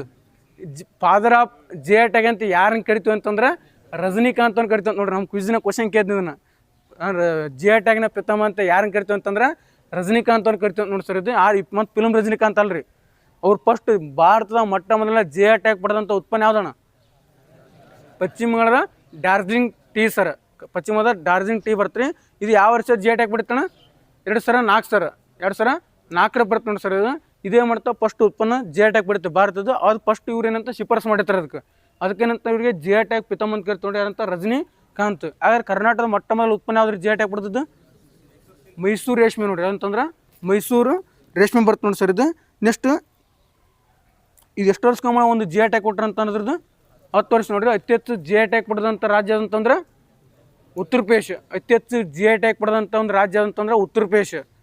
ನೆಕ್ಸ್ಟ್ ನಮ್ಮ ಕರ್ನಾಟಕ ಒಟ್ಟು ಜೆ ಟ್ಯಾಗ್ ಎಷ್ಟು ಬಿಡ್ತೀವಿ ರೀ? 48 ಸರ್. ಕರ್ನಾಟಕ ಎಷ್ಟು ಬರ್ತಂತಂದ್ರೆ 48 ಬರ್ತಾವೆ. ಅತಿ ಹೆಚ್ಚು ರಾಮಸರ್ ಪಟ್ಟಿಗೆ ಸೇರಿದಂಥ ರಾಜ್ಯ ಅಂತಂದ್ರೆ ತಮಿಳ್ನಾಡು. ಒಟ್ಟು ಎಷ್ಟು ರೀ? 20. ಉತ್ತರ ಪ್ರದೇಶ ಎಷ್ಟಣ್ಣ? 13. ನೆಕ್ಸ್ಟ್ ಅತಿ ಹೆಚ್ಚು ಬ್ಲೂ ಫ್ಲಾಗ್ ಪಟ್ಟಿಗೆ ಸೇರ್ಪಡಿದಂಥ ರಾಜ್ಯ ಯಾವ್ದು ರೀ? ಮಹಾರಾಷ್ಟ್ರ. ಅತಿ ಹೆಚ್ಚು ಬ್ಲೂ ಫ್ಲಾಗ್ ಯಾರು ಅಂತಂದ್ರೆ ಮಹಾರಾಷ್ಟ್ರ. ನೆಕ್ಸ್ಟ್ ನಮ್ಮ ಕರ್ನಾಟಕ ಎಷ್ಟು ಅದೋಣ? 2 ಅದ ಸರ್ ಇದು. ನೆಕ್ಸ್ಟ್ ಅತಿ ಹೆಚ್ಚು ಯುನೆಸ್ಕೋ ಪಟ್ಟಿಗೆ ಸೇರ್ಪಡೆ ಆದಂಥ ರಾಜ್ಯ ಯಾವ್ದು ರೀ? ಮಹಾರಾಷ್ಟ್ರ. ಅತಿ ಹೆಚ್ಚು ಯುನೆಸ್ಕೋ ಪಾರಂಪರಿಕ ಪಟ್ಟಿಗೆ ಸೇರ್ಪಡೆಂಥ ರಾಜ್ಯ ಅಂತಂದ್ರೆ ಮಹಾರಾಷ್ಟ್ರ. ಎಷ್ಟಣ್ಣ ಮಹಾರಾಷ್ಟ್ರ? 6 ರೀ. ಮಹಾರಾಷ್ಟ್ರ ಒಟ್ಟು ಎಷ್ಟು ಏನಂತಂದ್ರೆ ಇಲ್ಲಿ ಯುನೆಸ್ಕೋ ಪಾರಂಪರಿಕ ಸೇರ್ಪಡೆ ಅಂತಂದ್ರೆ 6 ಬರ್ತವೆ ಸರ್. ಸೆಕೆಂಡ್ ಕರ್ನಾಟಕ, ರಾಜಸ್ಥಾನ, ಗುಜರಾತ್ ಬರ್ತಾವೆ. ಒಟ್ಟು ಎಷ್ಟು ರೀ? 4 ಸರ್. ನಮ್ಮ ಕರ್ನಾಟಕ ಮತ್ತು ಗುಜರಾತ್ ರಾಷ್ಟ್ರ ಅಂತಂದ್ರೆ 4 ಬರ್ತಾವೆ ಸರ್. ಅತಿ ಹೆಚ್ಚು ಯುನೆಸ್ಕೋ ಪಾರಂಪರಿಕ ಸೇರ್ಪಡೆ ಆದಂಥ ದೇಶ ಯಾವ್ದು ಬರ್ತಂತಂದ್ರೆ ಯುನೆಸ್ಕೋ ಪಾರಂಪರಿಕ ಪಟ್ಟಿಗೆ ಸೇರ್ಪಡೆಂಥ ದೇಶ ಅತಿ ಹೆಚ್ಚು ಇಟಲಿ ಬರ್ತದೆ. ಅತಿ ಹೆಚ್ಚು ಅಂತಂದ್ರೆ ಇಟಲಿ ಬರ್ತದೆ ನೋಡಿ ಸರ್. ಅತಿ ಹೆಚ್ಚು ಬ್ಲೂ ಫ್ಲಾಗ್ ಪಟ್ಟಿಗೆ ಸೇರ್ಪಡೆದಂಥ ದೇಶ ಸ್ಪೇನ್. ಅತಿ ಹೆಚ್ಚು ಬ್ಲೂ ಫ್ಲಾಗ್ ಹೊಂದಿರ್ತಕ್ಕಂಥ ದೇಶ ಯಾವ್ದು ಬರ್ತಂತಂದ್ರೆ ಸ್ಪೇನ್ ಬರ್ತದೆ. ನೆಕ್ಸ್ಟ್ ಅತಿ ಹೆಚ್ಚು ರಾಮಸರ್ ಪಟ್ಟಿಗೆ ಸೇರ್ಪಡೆದಂಥ ದೇಶ UK sir. 176 UK, 144 Mexico, 100 Bharat ಬರ್ತದೆ ನೋಡಿ ಸರ್ ಇದು. ನೆಕ್ಸ್ಟ್ ರಾಜ್ಯದ ಮೊದಲ ಪೆಂಗ್ವಿನ್ ಪಾರ್ಕ್ ಎಲ್ಲಿ ಮಾಡ್ಕೊಂತಾರೆ? ರಾಜ್ಯದ ಮೊದಲ ಪೆಂಗ್ವಿನ್ ಪಾರ್ಕ್ ಮೈಸೂರು ನೋಡ್ರಿ. ರಾಜ್ಯದ ಮೊದಲ ಪೆಂಗ್ವಿನ್ ಪಾರ್ಕನ್ನು ಎಲ್ಲಿ ಮಾಡ್ಕೊಂತಾರೆ ಅಂತಂದ್ರೆ ಮೈಸೂರಲ್ಲಿ ಮಾಡ್ಕೊಂತಾರೆ ನೋಡಿ ಸರ್ ಇದು. ಮೈಸೂರಿನ ಏನಂತಂದ್ರೆ ಒಂದು ಕಾರಂಜಿ ಕೆರೆ ಅಂತ ಬರ್ತಾರೆ. ಅಲ್ಲಿ ಏನು ಮಾಡಕೊಂತಾರೆ ಅಂತಂದ್ರೆ ಈ ಪೆಂಗ್ವಿನ್ ಪಾರ್ಕ್ ಮಾಡಕೊಂತಾರೆ ನೋಡ್ರಿ. ಈ ಥರ ಮೊದಲ ಬಾರಿಗೆ ಭಾರತದಲ್ಲಿ ಪೆಂಗ್ವಿನ್ ಪಾರ್ಕ್ ಎಲ್ಲಿತ್ತು ಅಂತಂದ್ರೆ ಎಲ್ಲಿತ್ತು ರೀ? ಮಹಾರಾಷ್ಟ್ರ ನೋಡ್ರಿ. ಮಹಾರಾಷ್ಟ್ರದ ಅಂತಂದ್ರೆ ವೀರಮಾತೆ ಜೀಜಾಬಾಯಿ ಭೋಸಲೆ ಉದ್ಯಾನ ಅಂತ ನೋಡ್ರಿ. ವೀರಮಾತೆ ಜೀಜಾಬಾಯಿ ಭೋಸಲೆ ಉದ್ಯಾನ ಅಂತ ಬರ್ತದೆ ನೋಡಿ ಸರ್ ಇದು. ಇಲ್ಲಿ ಮೊದಲ ಪೆಂಗ್ವಿನ್ ಪಾರ್ಕ್ ಭಾರತದಲ್ಲಿ ಸ್ಥಾಪನೆ ಆಗುತ್ತೆ ಅಂತ. ನೆಕ್ಸ್ಟ್ ಇತ್ತೀಚೆಗೆ ನಮ್ಮ ಕರ್ನಾಟಕದಲ್ಲಿ ಮಾಡಕೊಂತಾರೆ ಅಂತಂದ್ರೆ ಮೈಸೂರು ಬರ್ತದೆ ಸರ್ ಇದು. ನೆಕ್ಸ್ಟ್ ಈ ಪೆಂಗ್ವಿನ್ ಗೂಡು ಕಟ್ಟೋದಕ್ಕೆ ಹೆಂಗೆ ಕರಿತೀವಿ ನಾನು? ರೂಕ್ರಿ ಸರ್ ಇದು. ಅರಿವಾಡ ಅಂತ ಯಾವುದಂತ ಆಮೆಗಳು ಮಟ್ಟಾಡೋದು. ಆಮೆಗಳೇನು ಮಟ್ಟಾಡ್ತಲ್ಲ ಸರ್, ಗೂಡು ಕಟ್ತಿರ್ತಲ್ಲ, ಅದಕ್ಕೆ ಅರಿವಾಡ ಅಂತ ಕರಿತೀವಿ. ಈ ಪೆಂಗ್ವಿನ್ ಗೂಡು ಕಟ್ಟೋ ಹೆಂಗೆ ಕರಿತೀವಿ ಅಂತಂದ್ರೆ ರೂಕರಿ ಅಂತ ಕರಿತೀವಿ ಸರ್ ಇದು. ನೆಕ್ಸ್ಟ್ ಸರ್ ಇತ್ತೀಚೆನಂತಂದ್ರೆ ಯಾವೊಂದು ಪಕ್ಷಿನ ಐತಲ್ರಿ ನೈಸರ್ಗಿಕ ಸಫಾಯಿ ಕರ್ಮಚಾರಿ ಅಂತ ಕರಿತೀರಿ. ನೈಸರ್ಗಿಕ ಸಫಾಯಿ ಕರ್ಮಚಾರಿ ಯಾವ್ದು ಕರಿತೀರಿ? ರಣಹದ್ದು ರೀ. ಅಂದ್ರೆ ಇದು ಏನು ಮಾಡ್ತಂತ ಎಲ್ಲಿರ್ತದೆ ಎಲ್ಲ ಸ್ವಚ್ಛ ಮಾಡ್ಕೊಂಡು ಕೊಡ್ತಂತ್ರಿ. ನಮ್ಮಂಗಲ್ಲದು ನಾ ಎಲ್ಲಿರ್ತೋ ಏನೋ ಸ್ವಲ್ಪ ತಂದು ನಾವು ಅದ್ರ ಮ್ಯಾಗ ಕೊಡ್ತೀವಿ. ಬಟ್ ಇವು ರಣಹದ್ದು ಯಾವ ಥರ ಅಂತಂದ್ರೆ ತಾನು ಎಲ್ಲಿರ್ತದಲ್ಲ ಸರ್ ತಾನಿರುವ ಪ್ರದೇಶವನ್ನು ಸ್ವಚ್ಛಗೊಳಿಸುವ ಮೂಲಕ ಸಫಾಯಿ ಕರ್ಮಚಾರಿ ಅಂತ ಕರಿತಾರೆ ನೋಡಿರಿ. ಸಫಾಯಿ ಕರ್ಮಚಾರಿ ಯಾವ್ದು ಕರಿತಾರೆ ಅಂತಂದ್ರೆ ರಣದ್ದು. ಪ್ರಾಜೆಕ್ಟ್ ರಣದ್ದು ಯಾವ ವರ್ಷ ಬರ್ತಾನೆ? 2006 ಬರ್ತ ಸರ್. ಪ್ರಾಜೆಕ್ಟ್ ರಣದ್ದು ಅಂತಂದ್ರೆ 2006 ಬರ್ತಾನೆ ಸರ್. ಇದು ಈ ರಣದ್ದು ಸಂಬಂಧ ನೀವು ಯಾಕೆ ಉಲ್ಟಾ ವರ್ಡ್ ರಿಪೀಟ್ ಹೇಳಕೊಂತಿರ್ತಾನೆ. ಇವತ್ತೇನು ಓದಿಲ್ಲ ನಾನು, ಅದಕ್ಕೆ ಜಾಸ್ತಿ ರಿಪೀಟ್ ಹೇಳಕೊಂತೀನಿ ನಾನು. ಈ ಒಂದು ಪ್ರಾಜೆಕ್ಟ್ ರಣದ್ದು 2006 ಬರ್ತಂತ ಹೇಳಿದ್ರಿ. ಈ ರಣದ್ದು ಸಮೀಕ್ಷೆನ ಯಾರು ಮಾಡ್ತಾರೆ? ಇದನ್ನು ಬಾಂಬೆ ನ್ಯಾಚುರಲ್ ಹಿಸ್ಟ್ರಿ ಅಂತ ಬರ್ತ ನೋಡ್ರಿ. ಈ ರಣದ್ದು ಪೇಸ ಕ್ವಶನ್ ಕೇಳಿದ್ನಲ್ರಿ, ಈ ರಣದ್ದು ಸಮೀಕ್ಷೆನ ಯಾವ ಒಂದು ಸಂಸ್ಥೆ ಮಾಡ್ತಂತಂದ್ರೆ ಬಾಂಬೆ ನ್ಯಾಚುರಲ್ ಹಿಸ್ಟ್ರಿ ಅಂತ ಬರ್ತ ನೋಡಿ ಸರ. ಅವ್ರು ಏನು ಮಾಡ್ತಂತ ಈ ರಣದ್ದು ಸಮೀಕ್ಷೆ ಮಾಡ್ತಾರೆ ಸರ್. ಹಾಗಾದ್ರೆ ರಣದ್ದು ಸಂಬಂಧಪಟ್ಟಂತೆ ಅತಿ ಹೆಚ್ಚು ರಣದ್ದು ಯಾರ ರಾಜ್ಯದವ್ರಿ? ಮಧ್ಯಪ್ರದೇಶ. ಅತಿ ಹೆಚ್ಚು ರಣಹದ್ದು ಹೊಂದಿರ್ತಕ್ಕಂಥ ರಾಜ್ಯ ಅಂತಂದ್ರೆ ಮಧ್ಯಪ್ರದೇಶ ಬರ್ತ ನೋಡಿ ಸರ್. ಇದು ಈ ಭಾರತದಲ್ಲಿ ರಣಹದ್ದು ಸಂತಾನೋತ್ಪತ್ತಿ ಕೇಂದ್ರ ಐತ್ರಿ ಹರಿಯಾಣದ ಪಿಂಜೋರ. ಭಾರತದಲ್ಲಿ ರಣಹದ್ದು ಸಂತಾನೋತ್ಪತ್ತಿ ಒಂದು ಕೇಂದ್ರ ಐತಿ ಅಂತಂದ್ರೆ ಹರಿಯಾಣದ ಪಿಂಜೋರ ಬರ್ತಾನೆ ಸರ್. ಇದು ನಮ್ಮ ಕರ್ನಾಟಕದಲ್ಲಿ ಯಾವ ಒಂದು ಬೆಟ್ಟ ರಣಹದ್ದಕ್ಕೆ ಫೇಮಸ್ ರೀ? ಯಾವ್ದು? ರಾಮನಗರ ಸರ್. ಕರ್ನಾಟಕದಲ್ಲಿ ರಾಮನಗರ ಅಂತಂದ್ರೆ ಇದು ರಾಮದೇವರ ಬೆಟ್ಟ ಏನಂತಂದ್ರೆ ಇದು ರಣಹದ್ದಕ್ಕೆ ಏನಂತಂದ್ರೆ ಫೇಮಸ್ ಬರ್ತ ನೋಡಿ ಸರ್. ಇದು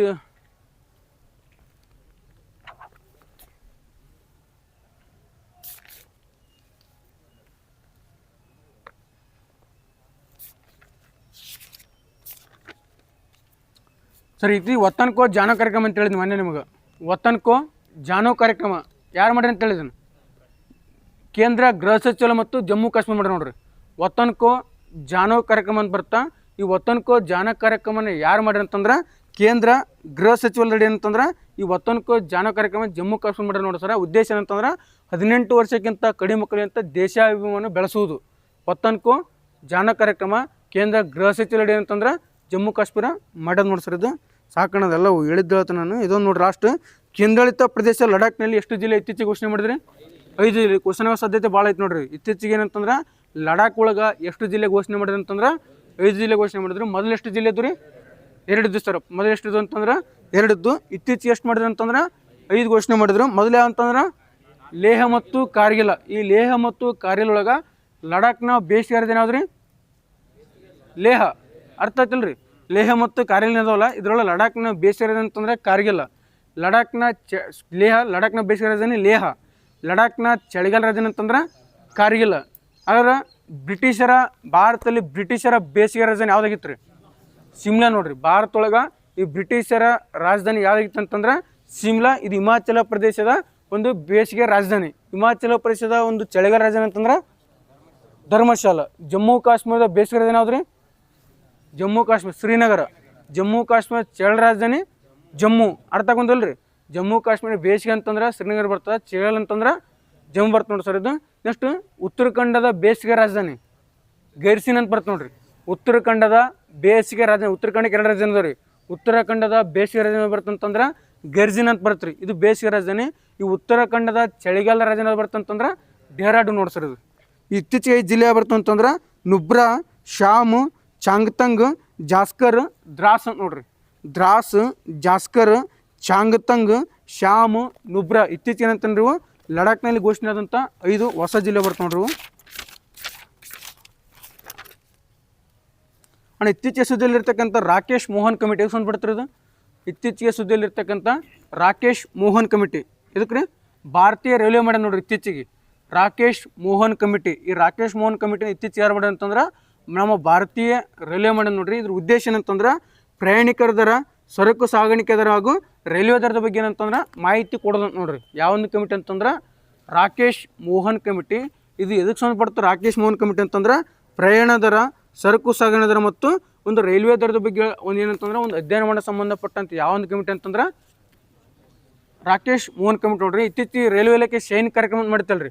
ಶೈನ್ ಕಾರ್ಯಕ್ರಮ ಯಾರಿಗೆ ಸಂಬಂಧಪಡ್ತಾರೆ? ಅದು ಮಹಿಳೆಯರು ನೋಡಿ ಸರ್. ಮಹಿಳೆಯರ ಸುರಕ್ಷತೆಗೆ ಸಂಬಂಧಪಟ್ಟಂಥ ಒಂದು ಕಾರ್ಯಕ್ರಮ ಅಂತಂದ್ರೆ ಶೈನ್ ಕಾರ್ಯಕ್ರಮ ಬರುತ್ತೆ ನೋಡಿ. ಇತ್ತೀಚೆಗೆ ಆರ್ ಪಿ ಎಫ್ನ ಮೊಟ್ಟ ಮೊದಲ ಮಹಿಳಾ ಮುಖ್ಯಸ್ಥರಿಗೆ ಯಾರು ನೇಮಕಾದ್ರಿ? ಸೋನಾಲಿ ಮಿಶ್ರಾ ಅಲ್ರಿ. ಕರೆಕ್ಟ್ ಅಲ್ರಿ? ಇತ್ತೀಚೆಗೆ ಆರ್ ಪಿ ಎಫ್ನ ಮೊದಲ ಮಹಿಳಾ ಮುಖ್ಯಸ್ಥರಿಗೆ ಯಾರು ನೇಮಕಾದ ಅಂತಂದ್ರೆ ಸೋನಾಲಿ ಮಿಶ್ರಾ ನೇಮಕ ನೋಡಿ ಸರ್. ಇದು ನೆಕ್ಸ್ಟ್ ಇತ್ತೀಚೆಗೆ ನೇಮಕ ಆದಂಥ ಪುಷ್ಪಕ ಭಟ್ಟಾಚಾರ್ಯ ಸಮಿತಿ ಎಷ್ಟು ಸಂಬಂಧಪಡ್ತಾರೆ? ಇತ್ತೀಚೆಗೆ ನೇಮಕ ಆದಂಥ ಪುಷ್ಪಕ ಭಟ್ಟಾಚಾರ್ಯ ಸಮಿತಿ ಎಷ್ಟು ಸಂಬಂಧಪಡ್ತಾರೆ? ಇದು RBI ಐತಲ್ಲ ಸರ್. ಇತ್ತೀಚೆಗೆ ಜವಾಬ್ದಾರಿಯುತ ಮತ್ತು ನೈತಿಕ ಬಳಕೆಗೆ ಸಂಬಂಧಪಟ್ಟಂಥ ಕಮಿಟಿ ನೋಡಿ. ಇತ್ತೀಚೆಗೆ RBI ನೇಮಕ ಮಾಡಿದಂಥ ಕಮಿಟಿ ಅದು. ಇತ್ತೀಚೆಗೆ RBI ನೇಮಕ ಮಾಡಿದಂಥ ಒಂದು ಕಮಿಟಿ ಅದಂತಂದ್ರೆ ಪುಷ್ಪಕ ಭಟ್ಟಾಚಾರ್ಯ ಕಮಿಟಿ ಅಂತ ನೋಡ್ರಿ. ಈ ಪುಷ್ಪಕ ಭಟ್ಟಾಚಾರ್ಯ ಕಮಿಟಿ ಇದಕ್ಕೆ ಸಂಬಂಧಪಟ್ಟಂತಂದ್ರೆ RBI ಜವಾಬ್ದಾರಿತ ಮತ್ತು ನೈತಿಕ ಬಳಕೆ ಸಂಬಂಧಪಟ್ಟಂತ ಒಂದು ಕಮಿಟಿ ನೋಡ್ರಿ. ಯಾವ್ದಂತಂದ್ರೆ ಪುಷ್ಪಕ ಭಟ್ಟಾಚಾರ್ಯ. ರಾಕೇಶ್ ಮುನ್ನ ಕೇಳಿದ್ ನಾನು ರೈಲು ದರ ಬರ್ತಾರೆ. ಪುಷ್ಪಕ ಭಟ್ಟಾಚಾರ್ಯ ಅಂತಂದ್ರೆ RBIನ ಒಂದು ಜವಾಬ್ದಾರಿತ ಒಂದು ಬಳಕೆ ಸಂಬಂಧಪಟ್ಟಂತೆ ನೋಡ್ರಿ. ಆಗ ಇತ್ತೀಚೆಗೆ ಕರ್ನಾಟಕ ಕ್ವಾಂಟಮ್ ಟಾಸ್ಕ್ ಫೋರ್ಸ್ ಸಮಿತಿ ಯಾರ ಅಧ್ಯಕ್ಷ ನೇಮಕ ಮಾಡ್ರಿ? ಅರಿಂದಮ್ ಘೋಷ್ ನೋಡ್ರಿ. ಇತ್ತೀಚೆಗೆ ನಮ್ಮ ಕರ್ನಾಟಕ ಸರ್ಕಾರ ಈ ಕ್ವಾಂಟಮ್ ಟಾಸ್ಕ್ ಫೋರ್ಸ್ ಮಾಡ್ಕೊಂಡು ಮಾಡ್ಯಾರಿ. ಅದನ್ನು ಯಾರ ನೇತೃತ್ವದಲ್ಲಿ ಅಧ್ಯಕ್ಷರ ನೇಮಕ ಮಾಡಿ ಅಂತಂದ್ರೆ ಅರಿಂದಮ್ ಘೋಷ್ ಅಂತ ಬರ್ತಾ ನೋಡಿ ಸರ್. ಇದು ಇತ್ತೀಚೆಗೆ ದೇಶದಲ್ಲಿ ಅತಿ ಹೆಚ್ಚು ಅಣ್ವಸ್ತ್ರ ಹೊಂದಿರ್ತಕ್ಕಂಥ ದೇಶ ಇತ್ತೀಚೆಗೆ ಸಿಪ್ರಿ ಬಿಡುಗಡೆ ಮಾಡ್ತಿದ್ದಾನೆ. ಅತಿ ಹೆಚ್ಚು ಯಾವ ದೇಶ ಅಣ್ವಸ್ತ್ರ ಹೊಂದೇವಂತ ಏನಂತಂದ್ರೆ ಸಿಪ್ರಿ, ಚಪ್ರಿ ಅಲ್ಲ ಸಿಪ್ರಿ. ನಮ್ಮ ಪ್ರೀ ಕೋಚಿಂಗ್ ಕ್ವಶನ್ ಕೇಳಿದ್ನಲ್ರಿ, ಸಿಪ್ರಿ ಉಸಿದ ರೂಪಾಯಿ ಕ್ವಶನ್ ಕೇಳಿದ್ ನಮ್ಗೆ ಕರೆಕ್ಟ್ ಇಲ್ರಿ. ಅದು ಸಿಪ್ರಿ ಅಂತ ಒಂದು ಸಂಸ್ಥೆ ಬರ್ತಿರಿ. ಅದು ಎಲ್ಲಿದ್ರಿ ಸಿಪ್ರಿ ಸಂಸ್ಥೆ? ಸಿಪ್ರಿ ಹೆಡ್ಕ್ವಾರ್ಟರ್ಸ್ ಐತಿ, ಸ್ವೀಡನ್ದಾಗ ಐತ್ರಿ. ಅದು ಸಿಪ್ರಿ ಹೆಡ್ಕ್ವಾರ್ಟರ್ಸ್ ಐತಿ ಅಂತಂದ್ರೆ ಸ್ವೀಡನ್ದಾಗ ಐತಿ. ಈ ಸಿಪ್ರಿ ಯಾವ ಸ್ಥಾಪನೆ ಆಗುತ್ತೆ ಅಂತಂದ್ರೆ 1966 ಸ್ಥಾಪನೆ ಆಯ್ತು. 1966 ನಮಗೆ ಮನೆ ಪ್ರೀ ಕೋಚಿಂಗ್ ಸಿಪ್ರಿ ಅಂದ್ರೆ ಏನು ಕ್ವಶನ್ ಕೇಳ್ದ. ಸಿಪ್ರಿ ಅಂತಂದ್ರೆ Stockholm international piece research institute ಅಂತ ಬರ್ತದೆ ನೋಡ್ರಿ. ಅಂದ್ರೆ ಸಿಪ್ರಿ SIPRI ಸಿಪ್ರಿ ಅಂತಂದ್ರೆ Stockholm international piece research institute ಅಂತ ಬರ್ತದೆ ನೋಡಿ ಸರ್. ಯಾವ ಸ್ಥಾಪನೆ ಆಗುತ್ತೆ ಅಂತ 1966 ಹೆಡ್ಕ್ವಾರ್ಟರ್ಸ್ ಎಲ್ಲಿ ಅಂತ ಸ್ವೀಡನ್ ಬರ್ತದೆ ನೋಡಿ ಸರ್. ಇದು ಇಲ್ಲಿ ಒಂದು ಸಿಪ್ರಿ ಒಂದು ವರದಿ ಪ್ರಕಾರ ಅತಿ ಹೆಚ್ಚು ಅಣ್ವಸ್ತ್ರ ಹೊಂದಿರ್ತಕ್ಕಂಥ ದೇಶ ಯಾವ್ದ್ರಿ? ರಷ್ಯಾ ಅಂತ ನೋಡಿ ಸರ್. ಇದು ಒಟ್ಟು 5420 ಅಣ್ವಸ್ತ್ರ ಅಂತಂದ್ರೆ ರಷ್ಯಾ ಒಂದಿದೆ. ಸೆಕೆಂಡ್ ಯಾವ್ದ್ರಿ? America. Third China. Fourth France. Fifth Britain. Six ಯಾವ್ದಂತಂದ್ರೆ ನಮ್ಮ ಭಾರತ ನೋಡ್ರಿ. ನಮ್ಮ ಭಾರತದಲ್ಲಿ ಎಷ್ಟು ಅಂತ 198 ಅಂತಂದ್ರೆ ಇಲ್ಲಿ ಅಣ್ವಸ್ತ್ರ ಹೊಂದಿದೆ ನೋಡ್ರಿ. ಅರ್ಥ ಆಯ್ತಲ್ರಿ? ಫಸ್ಟ್ ಯಾವ್ದು ಬರ್ತಂತ ಇದೆ? ಯಾಕಂದ್ರೆ ಸೀರಿಯಲ್ ಕೇಳ್ಬೋದು. ರಷ್ಯಾ ಬರ್ತದೆ, ಆಮೇಲೆ ಅಮೇರಿಕಾ ಸರ್, ಅದಾದಮೇಲೆ ಚೀನಾ, ಅದಾದಮೇಲೆ ಫ್ರಾನ್ಸ್ ಸರ್, ಅದಾದಮೇಲೆ ಬ್ರಿಟನ್ ಆಮೇಲೆ ಅಂತಂದ್ರೆ ನಮ್ಮ ಭಾರತ ನೋಡಿ ಸರ್. ಇತ್ತೀಚಿನಂಥ ಆರ್ಥಿಕತೆಯಲ್ಲಿ ಆರ್ಥಿಕತೆಯಲ್ಲಿ ಎಷ್ಟನೇ ಸ್ಥಾನ ಐತಿ ಭಾರತ? GDP ಒಳಗೆ ಎಷ್ಟನೇ ಸ್ಥಾನ ಐತ್ರಿ? 6ನೇ ಸ್ಥಾನ ಐತಿ. ಪ್ರಸ್ತುತ ಭಾರತ GDP ಒಳಗೆ ಚೇಂಜ್ ಆಗ್ಯದ. ಈಗ GDP ಒಳಗೆ ನಮ್ಮ ಭಾರತ ಎಷ್ಟು ಸ್ಥಾನ ಐತಿ ಅಂತಂದ್ರೆ 6ನೇ ಸ್ಥಾನ ಐತಿ. GDP ಒಳಗೆ ಫಸ್ಟ್ ಯಾವ ದೇಶ ಫಸ್ಟ್ ಐತ್ರಿ? America. Second China. Third America, China ಮತ್ತು ರೀ Germany, Japan, UK, Bharat. Correct ಅಲ್ರಿ? ನಮ್ಮ ಭಾರತ ಪ್ರಸ್ತುತ ಆರ್ಥಿಕತೆಯಲ್ಲಿ ಎಷ್ಟನೇ ಸ್ಥಾನ ಐತೆ ಅಂತಂದ್ರೆ 6ನೇ ಸ್ಥಾನ ಐತೆ ನೋಡಿ ಸರ್. ಇದು ನಮ್ಮ ಭಾರತ ಎಷ್ಟೈತೆ ಅಂತ GDP ಎಷ್ಟೈತೆ ಅಂತಂದ್ರೆ ಈಗ 4.15 ಲಕ್ಷ ಕೋಟಿ ಐತೆ ನೋಡ್ರಿ. ಭಾರತ ಒಟ್ಟು GDP ಕೌಂಟ್ ಮಾಡಿ ಎಷ್ಟೈತೆ ಅಂತಂದ್ರೆ 4.15 ಲಕ್ಷ ಕೋಟಿ ನಮ್ಮ ಭಾರತ GDP ಐತೆ ಅಂತ ನೋಡ್ರಿ. ಅದು ಯಾಕೆ ಸುದ್ದಿಗೆ ಐತೆ? ಇತ್ತೀಚಿನ ಭಾರತ ಐತಲ್ಲ ಸರ 12 ನ್ಯೂಕ್ಲಿಯರ್ ಸಿಡಿತಲ್ಲಿ ಅಂತಂದ್ರೆ ಸೇರ್ಪಡೆ ಮಾಡ್ತೀವಿ ಅಂತ್ರಿ. ಅದಕ್ಕೆ ಸುದ್ದಿಗೆ ಐತೆ ನೋಡ್ರಿ.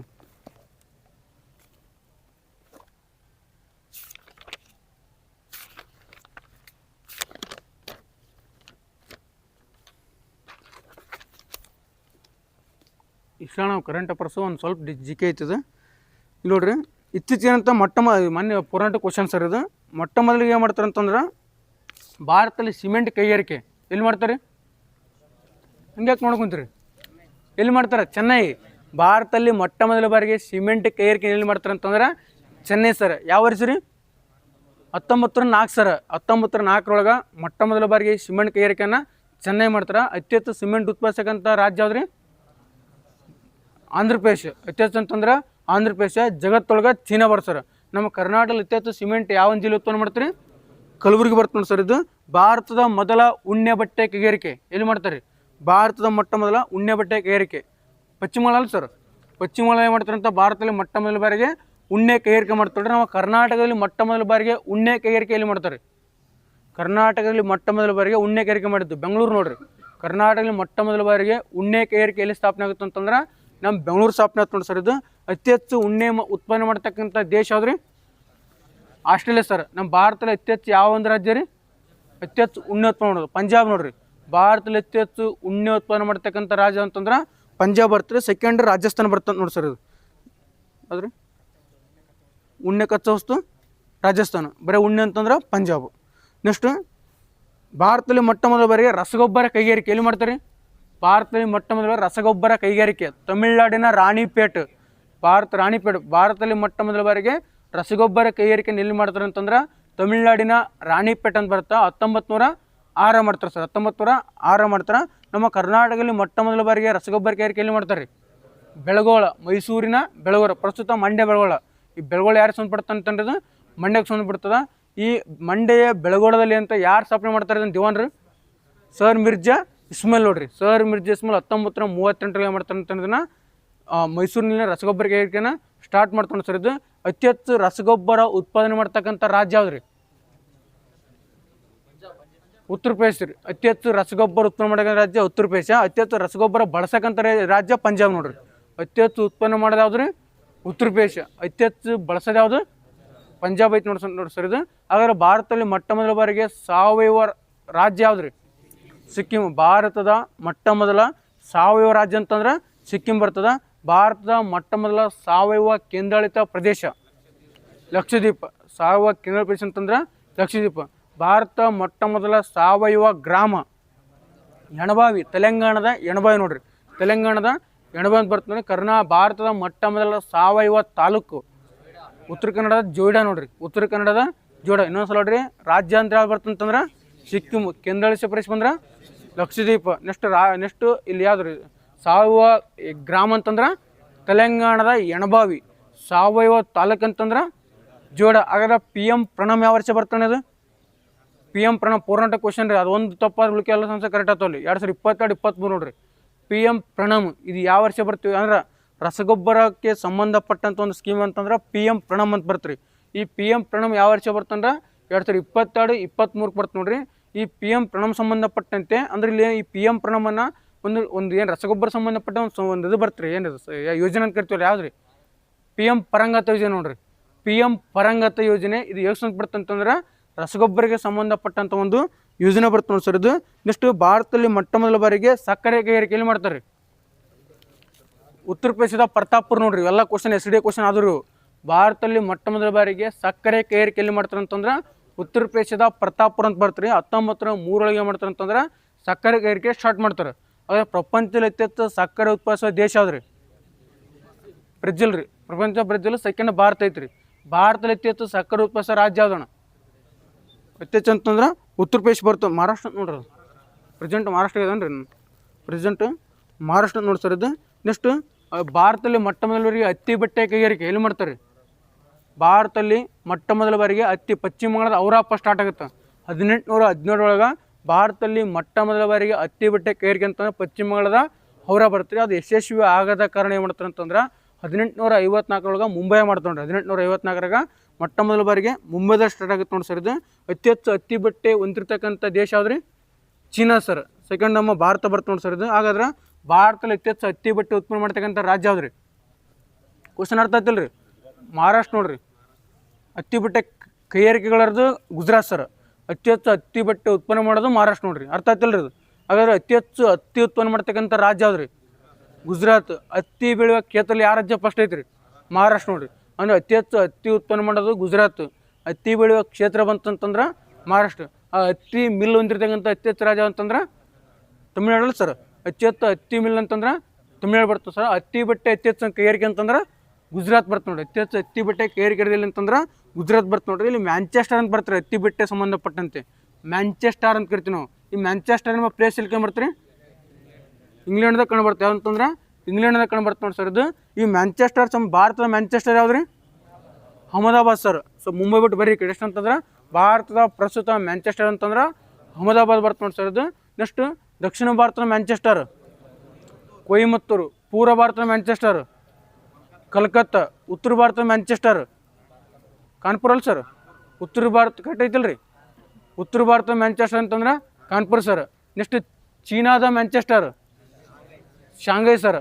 ಸಿಂಧೂ ನಾಗರಿಕತೆ ಮ್ಯಾಂಚೆಸ್ಟರ್ ಲೋಥಲ್ ಸರ್. ಸಿಂಧೂ ನಾಗರಿಕತೆ ಮ್ಯಾಂಚೆಸ್ಟರ್ ಅಂತಂದ್ರೆ ಲೋಥಲ್ ಬರ್ತ ನೋಡ್ರಿ. ಅಮೇರಿಕದ ಬಂತಂತಂದ್ರೆ ಕ್ಯಾಲಿಪುರ್ ನೋಡ್ರಿ. ಅಮೇರಿಕ ಬಂತಂತಂದ್ರೆ ಕ್ಯಾಲಿಪುರ. ಕರ್ನಾಟಕ ಮ್ಯಾಂಚೆಸ್ಟರ್ ದಾವಣಗೆರೆ ನೋಡಿ ಸರ್ ಇದು.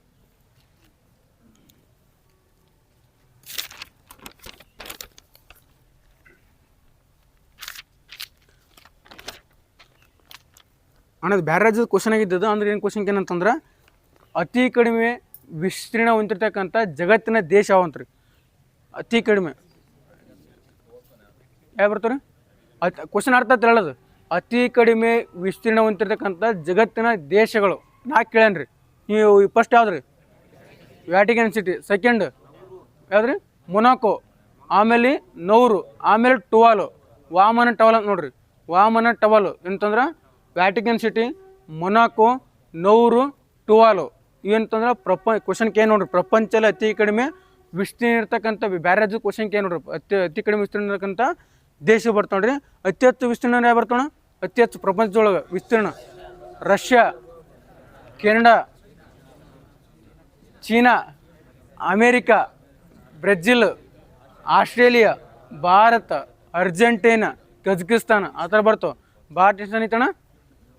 7ನೇ ಸ್ಥಾನ ಐತ್ರಿ. ನೆಕ್ಸ್ಟು ಕರೆಕ್ಟ್ ಅಲ್ಲ 7ನೇ ಸ್ಥಾನ, ಭಾರತ 7ನೇ ಸ್ಥಾನ ಐತ್ರಿ. ನೆಕ್ಸ್ಟ್ ಭಾರತದಲ್ಲಿ ಯಾವ ರಾಜ್ಯ ಬರ್ತಾವೆ ರೀ? ಭಾರತದಲ್ಲಿ ಹೇಳ್ಬಿಡ್ರಿ ರಾಜ್ಯಗಳು: ರಾಜಸ್ಥಾನ, ಮಧ್ಯಪ್ರದೇಶ, ಮಹಾರಾಷ್ಟ್ರ, ಉತ್ತರ ಪ್ರದೇಶ, ಗುಜರಾತ್, ಕರ್ನಾಟಕ. ಜನಸಂಖ್ಯೆ ಒಳಗೆ ಹೇಳ್ರಿ: ಉತ್ತರ ಪ್ರದೇಶ, ಮಹಾರಾಷ್ಟ್ರ, ಬಿಹಾರ, ಪಶ್ಚಿಮ ಬಂಗಾಳ, ಮತ್ತು ರೀ ಮಧ್ಯಪ್ರದೇಶ, ತಮಿಳ್ನಾಡು, ಆಮೇಲೆ ಗುಜರಾತ್, ಕರ್ನಾಟಕ. ಎಷ್ಟನೇ ಸ್ಥಾನ ಕರ್ನಾಟಕ ಜನಸಂಖ್ಯೆ ಒಳಗೆ? 8. ವಿಸ್ತೀರ್ಣ ಒಳಗೆ 6. ಸಾಕ್ಷರತೆ ಒಳಗೆ 9. ಕರ್ನಾಟಕ ಸಾಕ್ಷರತೆ ಎಷ್ಟು ಸ್ಥಾನ ಐತಿ ಅಂತ ಕ್ವಶನ್ ಏನಂತಂದ್ರೆ 9 ಸರ್. ನೆಕ್ಸ್ಟ್ ಕರ್ನಾಟಕ ಏಡ್ಸ್ ಒಳಗೆ ಹಾಂ ಅದಕ್ಕದ 3 ಪ್ರಸ್ತುತ 3 ಐತಿ ನೋಡ್ರಿ ಕರ್ನಾಟಕ. ಒಂದ್ಸಲ ಹೊಡೆದು ನೋಡ್ರಿ 3 ಅಂದ್ರಲ್ಲ ಮೊನ್ನೆ ನೋಡ್ರಿ ಒಂದ್ಸಲ ಹೊಡೆದ ನಾನು ಸ್ವಲ್ಪ ಮುಂದೆ ಹೊಂಟಿ ನಾವು ಕಾಂಪಿಟೇಷನ್ ಕೊಡೋಕೆ ಕುಂತೀವಿ. ನೆಕ್ಸ್ಟ್ ಇಲ್ಲಿ ನೋಡ್ರಿ ಅತಿ ಕಡಿಮೆ ವಿಸ್ತೀರ್ಣ ಹೊಂದಿರತಕ್ಕಂಥ ರಾಜ್ಯಗಳು ಅತಿ ಕಡಿಮೆ ವಿಸ್ತೀರ್ಣ: ಗೋವಾ, ಸಿಕ್ಕಿಮು, ತ್ರಿಪುರಾ, ನಾಗಾಲ್ಯಾಂಡ್, ಮಿಜೋರಾಂ. GST ನಾಮ ನೋಡ್ರಿ, GST ನಾಮ: ಗೋವಾ, ಸಿಕ್ಕಿಂ, ತ್ರಿಪುರಾ, ನಾಗಾಲ್ಯಾಂಡ್, ಮಿಜೋರಾಂ ನೋಡಿ ಸರ್. ಅತಿ ಕಡಿಮೆ ಜನಸಂಖ್ಯೆ ಹೊಂದಿರತಕ್ಕಂಥ ರಾಜ್ಯಗಳು ಅತಿ ಕಡಿಮೆ: ಸಿಕ್ಕಿಮು, ಗೋವಾ ಬರ್ತೀರಿ, ಸಿಕ್ಕಿಮ, ಮಿಜೋರಾಂ ಬರ್ತೀರಿ. ಕರೆಕ್ಟ್ ಅಲ್ರಿ? ಸಿಕ್ಕಿಮು, ಮಿಜೋರಾಮು, ಅರುಣಾಚಲ ಪ್ರದೇಶ, ಗೋವಾ. ಸಿಕ್ಕಿಮು, ಮಿಜೋರಾಂ ಕರೆಕ್ಟ್ ಐತಲ್ರಿ? ಸಿಕ್ಕಿಮು ಕ್ವಶನ್ ಹಿಂಗೆ ಕೇಳ್ತಾನೆ ಕೇಳಿದೆ. ಸಿಕ್ಕಿಮು, ಮಿಜೋರಾಮು, ಅರುಣಾಚಲ ಪ್ರದೇಶ, ಗೋವಾ ನೋಡ್ರಿ. ಇದಂತಂದ್ರೆ ಅತಿ ಕಡಿಮೆ ಜನಸಂಖ್ಯೆ ಹೊಂದಿರತಕ್ಕಂಥ ಜಿಲ್ಲೆ ಬರ್ತಾವ ನೋಡಿ ಸರ್ ಇವು. ಸರ್ ರಾಜ್ಯ ಅಂತಂದ್ರೆ ರಾಜ್ಯ ಬರ್ತಾವ ನೋಡ್ರಿ. ನೆಕ್ಸ್ಟ್ ಇಲ್ಲಿ ಕೆಲವೊಂದಿಷ್ಟು ಅದಕ್ಕೆ ಏನು ಸರ್ KE ಕ್ವಶನ್ ಕೇಳ್ರಿ. ಏನು ಕ್ವಶನ್ ಏನಂತಂದ್ರೆ ಬ್ರೆಜಿಲ್ ಇದು ಯಾವ ಒಂದು ಸಾಗರದಲ್ಲಿ ಕಂಡು ಬರ್ತಕ್ಕಂಥ ಉಷ್ಣ ಪ್ರವಾಹ ಅಂತ್ರಿ? ಬ್ರೆಜಿಲ್ ಎಲ್ಲಿ ಕಂಡು ಬರ್ತಿರಿ? ಇದು ಬ್ರೆಜಿಲ್ ಉಷ್ಣ ಪ್ರವಾಹ ಹೌದಲ್ರಿ? ಇದು ಉಷ್ಣ ಪ್ರವಾಹ ಎಲ್ಲಿ ಕಂಡು ಬರ್ತಿರೋದು? ದಕ್ಷಿಣ ಅಟ್ಲಾಂಟಿಕ್ ಮಹಾಸಾಗರದಲ್ಲಿ ಕಂಡು ಬರ್ತಕ್ಕಂಥ ಬ್ರೆಜಿಲ್ ಏನಂತಂದ್ರೆ ಇದೊಂದು ಉಷ್ಣ ಪ್ರವಾಹ ಬರ್ತಾನೆ ಸರ್. ಇದು ಇಲ್ಲಿ ಉಷ್ಣ ಪ್ರವಾಹ ಮತ್ತು ಶೀತ ಪ್ರವಾಹ ಅಂತ ಕಂಡು ಬರ್ತಾನೆ. ಉಷ್ಣ ಪ್ರವಾಹ ಮತ್ತು ಶೀತ ಪ್ರವಾಹ ಗೊತ್ತಾ ನಿಮಗೆಲ್ಲ? ಉಷ್ಣ ಪ್ರವಾಹ ಅಂತ ಇಲ್ಲಿ ಅಧಿಕ ಉಷ್ಣಾಂಶ ಹೊಂದಿರ್ತದೆ. ಇವು ಸಮಭಾಜಕ ವೃತ್ತದಿಂದ ಏನಂತಂದ್ರೆ ಕರೆಕ್ಟ್ ಅಲ್ರಿ? ಧ್ರುವದ ಕಡೆ ಮಾಡ್ತಾವ ಅಂತಂದ್ರೆ ಚಲಿಸ. ಸಮಭಾಜಕ ವೃತ್ತದಿಂದ ಧ್ರುವದ ಕಡೆ ಚಲಿಸ ಸರ್. ಇದು ಏನ ಕೆಲವೊಂದಿಷ್ಟು ಏನಂತಂದ್ರೆ ಇವು ಹೇಳ್ತಾನೆ ಸರ್ ಉಷ್ಣ ಪ್ರವಾಹ ಮತ್ತು ಶೀತ ಪ್ರವಾಹ. ಅವು ಯಾವ ಸಾಗರದ ಕಂಡು ಬರ್ತಾವ ಅಂತ ಹೇಳ್ರಿ. ಆಲ್ಮೋಸ್ಟ್ ಅಲ್ಲಿ ಒಂದು ಕ್ವಶನ್ ಪಿಕ್ಸರ್ ಒಳಗೆ ಉಷ್ಣ ಪ್ರವಾಹ ಮತ್ತು ಶೀತ ಪ್ರವಾಹ. ಉತ್ತರ ಪೆಸಿಫಿಕ್ನ ಉಷ್ಣ ಪ್ರವಾಹ ಬರ್ತಾರೆ. ಉತ್ತರ ಪೆಸಿಫಿಕ್ನ ಉಷ್ಣ ಪ್ರವಾಹ ಕುರೋಶಿಯೋ ಮತ್ತು ಅಲಾಸ್ಕಾ. ಉತ್ತರ ಪೆಸಿಫಿಕ್ನ ಉಷ್ಣ ಪ್ರವಾಹ ಬರ್ತು ಅಂತಂದ್ರೆ ಕುರೋಶಿಯೋ ಮತ್ತು ಅಲಾಸ್ಕಾ. ಇದು ಉಷ್ಣ ಏನಂತಂದ್ರೆ ಉತ್ತರ ಪೆಸಿಫಿಕ್ನ ಉಷ್ಣ ಪ್ರವಾಹ ಬರ್ತದೆ ಸರ್. ನೆಕ್ಸ್ಟ್ ಇದು ಉತ್ತರ ಪೆಸಿಫಿಕ್ನ ಶೀತ ಪ್ರವಾಹ ಯಾವ ಬರ್ತಾರೆ? ಒಯೋಶಿಯೋ, ಕ್ಯಾಲಿಫೋರ್ನಿಯಾ, ಒಕೊಟೋಸ್ಕೋ. ಒಯೋಶಿಯೋ, ಕ್ಯಾಲಿಫೋರ್ನಿಯಾ, ಒಕೊಟೋಸ್ಕೋ. ಇದೇನಂತಂದ್ರೆ ಉತ್ತರ ಪೆಸಿಫಿಕ್ನ ಶೀತ ಉಷ್ಣ ಯಾವ ಬರ್ತಾವ ಅಂತ ಇದೆ? ಕುರೋಶಿಯೋ ಮತ್ತು ಅಲಾಸ್ಕಾ. ಶೀತ ಒಯೋಶಿಯೋ, ಒಕೊಟೋಸ್ಕೋ, ಕ್ಯಾಲಿಫೋರ್ನಿಯಾ. ಒಂದು 2 ಅರ್ಥ ಐತಿ. ನೆಕ್ಸ್ಟ್ ದಕ್ಷಿಣ ಪೆಸಿಫಿಕ್ನ ಉಷ್ಣ ಪ್ರವಾಹ. ದಕ್ಷಿಣ ಪೆಸಿಫಿಕ್ನ ಉಷ್ಣ ಪ್ರವಾಹ ಪೂರ್ವ ಆಸ್ಟ್ರೇಲಿಯಾ ಮತ್ತು ಎಲ್ ನೀನೋ. ದಕ್ಷಿಣ ಪೆಸಿಫಿಕ್ನ ಉಷ್ಣ ಪ್ರವಾಹ ಬರ್ತಾವ ಅಂತಂದ್ರೆ ಎಲ್ ನೀನೋ ಮತ್ತು ಪೂರ್ವ ಆಸ್ಟ್ರೇಲಿಯಾ ಅಂತ ಬರ್ತಾವ ಸರ್. ಇದು ದಕ್ಷಿಣ ಪೆಸಿಫಿಕ್ನ ಶೀತ ಪ್ರವಾಹ ಪೇರು ಅಂಬರ್ಟೋ ರೀ. ಯಾವ್ರಿ? ಪೇರು ಅಂಬರ್ಟ್ ಮತ್ತು ಲಾನಿನ್ ಅಂತ ಬರ್ತೀರಿ. ಪೇರು ಅಂಬರ್ಟ್ ಮತ್ತು ಲಾನಿನ್ ಅಂತ ಬರ್ತ ನೋಡ್ರಿ. ಉತ್ತರ ಅಟ್ಲಾಂಟಿಕ್ನ ಉಷ್ಣ ಪ್ರವಾಹ. ಉತ್ತರ ಅಟ್ಲಾಂಟಿಕ್ನ ಉಷ್ಣ ಪ್ರವಾಹ ಬರ್ತೀರಿ. ನಾರ್ವೇಜನ್ ಗಲ್ಫ್ ಸ್ಟ್ರೀಮ್ ಬರ್ತದೆ ರೀ. ಉತ್ತರ ಅಟ್ಲಾಂಟಿಕ್ ಡ್ರಿಫ್ಟ್ ಅಂತ ಬರ್ತ ನೋಡ್ರಿ. ಇನ್ನೊಂದು ಫ್ಲೋರಿಡಾ ಬರ್ತೀರಿ. ಇನ್ನೊಂದು ಸಲ ನೋಡ್ರಿ ಉತ್ತರ ಅಟ್ಲಾಂಟಿಕ್ನ ಉಷ್ಣ ಪ್ರವಾಹ ಬರ್ತಾವ ಅಂತಂದ್ರೆ ಗಲ್ಫ್ ಸ್ಟ್ರೀಮ್ ಬರ್ತದಣ್ಣ, ಫ್ಲೋರಿಡಾ ಬರ್ತದ, ನಾರ್ವೇಜನ್, ಉತ್ತರ ಅಟ್ಲಾಂಟಿಕ್ ಡ್ರಿಫ್ಟ್ ಅಂತ ಬರ್ತ ನೋಡಿ ಸರ. ಇದು ಉತ್ತರ ಅಟ್ಲಾಂಟಿಕ್ನ ಉಷ್ಣ ಪ್ರವಾಹ. ಉತ್ತರ ಅಟ್ಲಾಂಟಿಕ್ನ ಶೀತ ಪ್ರವಾಹ ಕ್ಯಾನರಿ ಮತ್ತು ಲ್ಯಾಬ್ರಡಾರ್ ಅಂತ ಬರ್ತ ನೋಡ್ರಿ. ಕ್ಯಾನರಿ ಮತ್ತು ಲ್ಯಾಬ್ರಡಾರ್ ಅಂತ ಬಂತಂತಂದ್ರೆ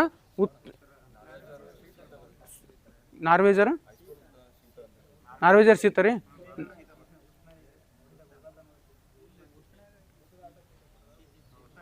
ಉಷ್ಣ ಕರೆಕ್ಟ್ ರೀ. ಅದು ಉಷ್ಣ ಕರೆಕ್ಟ್ ಅಂತ ನೋಡ್ರಿ. ಅದು ಶೀತ ಉಷ್ಣ ಎರಡು ಕುಡಿದ್ರೆ ಉಷ್ಣ ಶೀತ. ನೋಡ್ರಿ ಸರ್ ಗ್ರೂಪ್ ಯಾಕದನ ಗುಂಪಿನಲ್ಲಿ ಗ್ರೂಪ್ ಹಾಕ್ಬಿಡ್ರದನ್ನ ಅಲ್ಲಿ ವಾದ ನಡೀತದೆ ಅಲ್ಲಿ ಅಂತಿಮವಾಗಿ ಅಲ್ಲಿ ಯಾವ್ದು ಬರ್ತದೆ ಆನ್ಸರ್ ಬರ್ತದೆ. ನೆಕ್ಸ್ಟ್ ಯಾವ್ದು ಹೇಳಿದ್ರಿ? ದಕ್ಷಿಣ ಅಂಟಾರ್ಟಿಕ್ ಸಾಗರ ಉಷ್ಣಪ್ರವಾಹ ಬರ್ತಿಲ್ಲಿ ಬ್ರೆಜಿಲ್. ದಕ್ಷಿಣ ಅಂಟಾರ್ಟಿಕ್ನ ಶೀತಪ್ರವಾಹ ಪಾಕ್ಲ್ಯಾಂಡ್ ಮತ್ತು ಬೆಂಗಾಲ್ ಬರ್ತದೆ ನೋಡ್ರಿ. ಪಾಕ್ಲ್ಯಾಂಡ್ ಮತ್ತು ಬೆಂಗಾಲ್ ಬರ್ತದೆ ನೋಡ್ರಿ. ಹಿಂದೂ ಮಹಾಸಾಗರದ ಉಷ್ಣಪ್ರವಾಹ ಅಗುಲಾಸ್, ಮೊಜಾಂಬಿಕಾ, ಮಡಗಾಸ್ಕರ್. ಕರೆಕ್ಟ್ ಅಲ್ರಿ? ಮೊಜಾಂಬಿಕಾ, ಅಗುಲಾಸ್, ಮಡಗಾಸ್ಕರ್ ಹಿಂದೂ ಮಹಾಸಾಗರದ ಉಷ್ಣಪ್ರವಾಹ. ಹಿಂದೂ ಮಹಾಸಾಗರದ ಶೀತಪ್ರವಾಹ ಪಶ್ಚಿಮ ಆಸ್ಟ್ರೇಲಿಯಾ. ಪೂರ್ವ ಆಸ್ಟ್ರೇಲಿಯಾ ಅಂತ ಹೇಳಿದ್ರಿ ಉಷ್ಣ ಏನು ದಕ್ಷಿಣ ಪೆಸಿಫಿಕ್ನ ಉಷ್ಣಪ್ರವಾಹ ಬರ್ತದೆ ನೋಡ್ರಿ.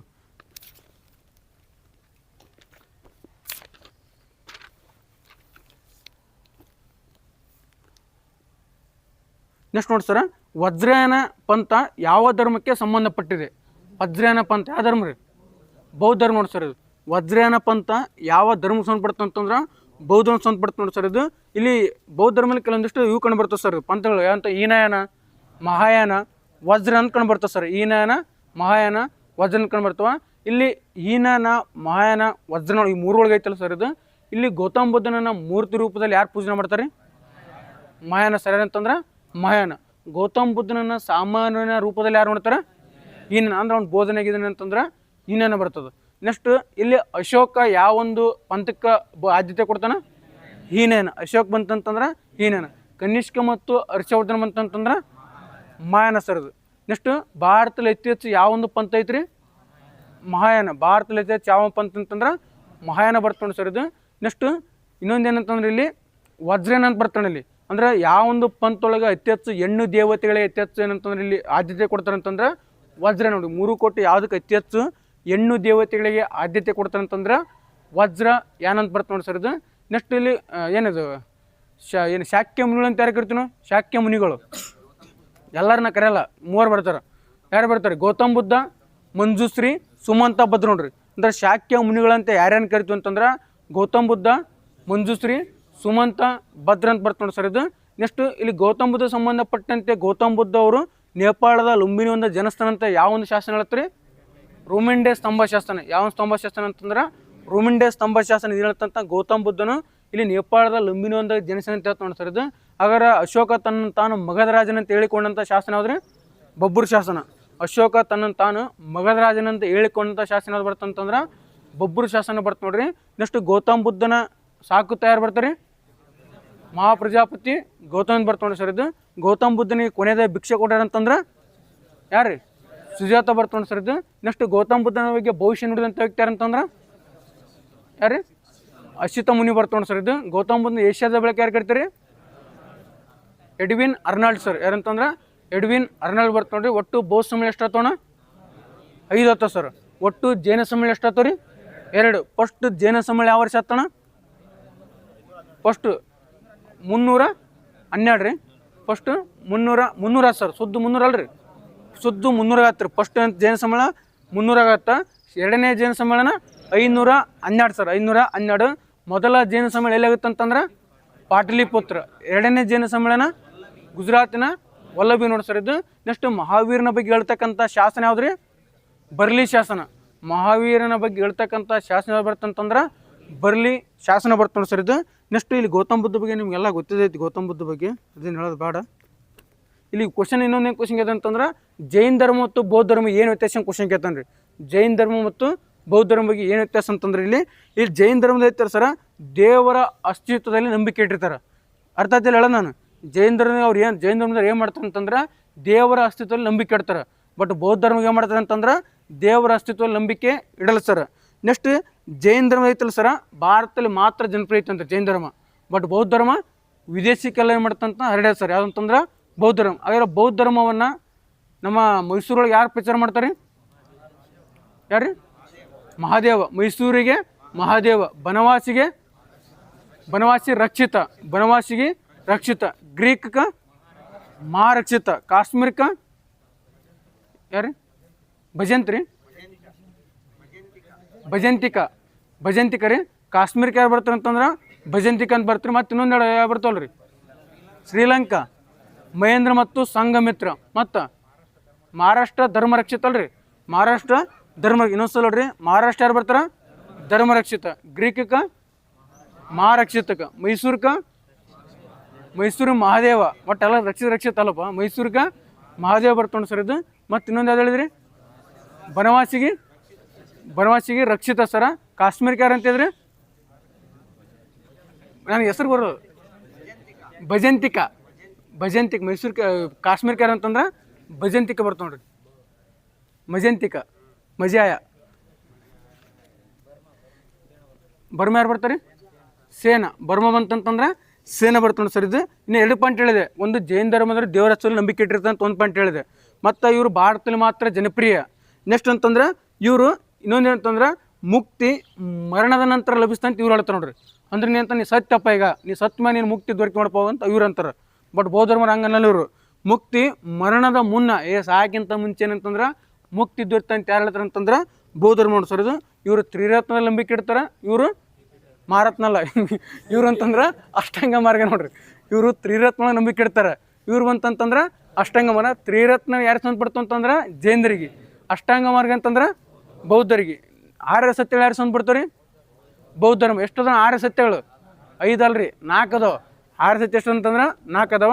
ಆಸೆ ದುಃಖಕ್ಕೆ ಮೂಲಗಿದೆ, ಜೀವನವು ದುಃಖವಾಗಿದೆ, ಆಸೆ ದುಃಖಕ್ಕೆ ಮೂಲ ಕಾರಣ, ಆಸೆ ನಿಗ್ರಹಿಸಿಂದ ಆರಾಮಿರ್ಬೋದು, ಆರಾಮಿರ್ಬೇಕಂತ ಅಷ್ಟಾಂಗ ಮಾರ್ಗ ಅನುಸರಿಸ್ಬೇಕಂತೆ. ಇದೊಂದು 4-6 ಸತ್ಯ ಹೇಳ್ತು ನೋಡ್ರಿ. ನೆಕ್ಸ್ಟ್ ಇಲ್ಲಿ ವಿಧಾನ ಪರಿಷತ್ ಸಂಬಂಧಪಟ್ಟಂತೆ ಕ್ವಶನ್ ಕೇನ್ರಿ.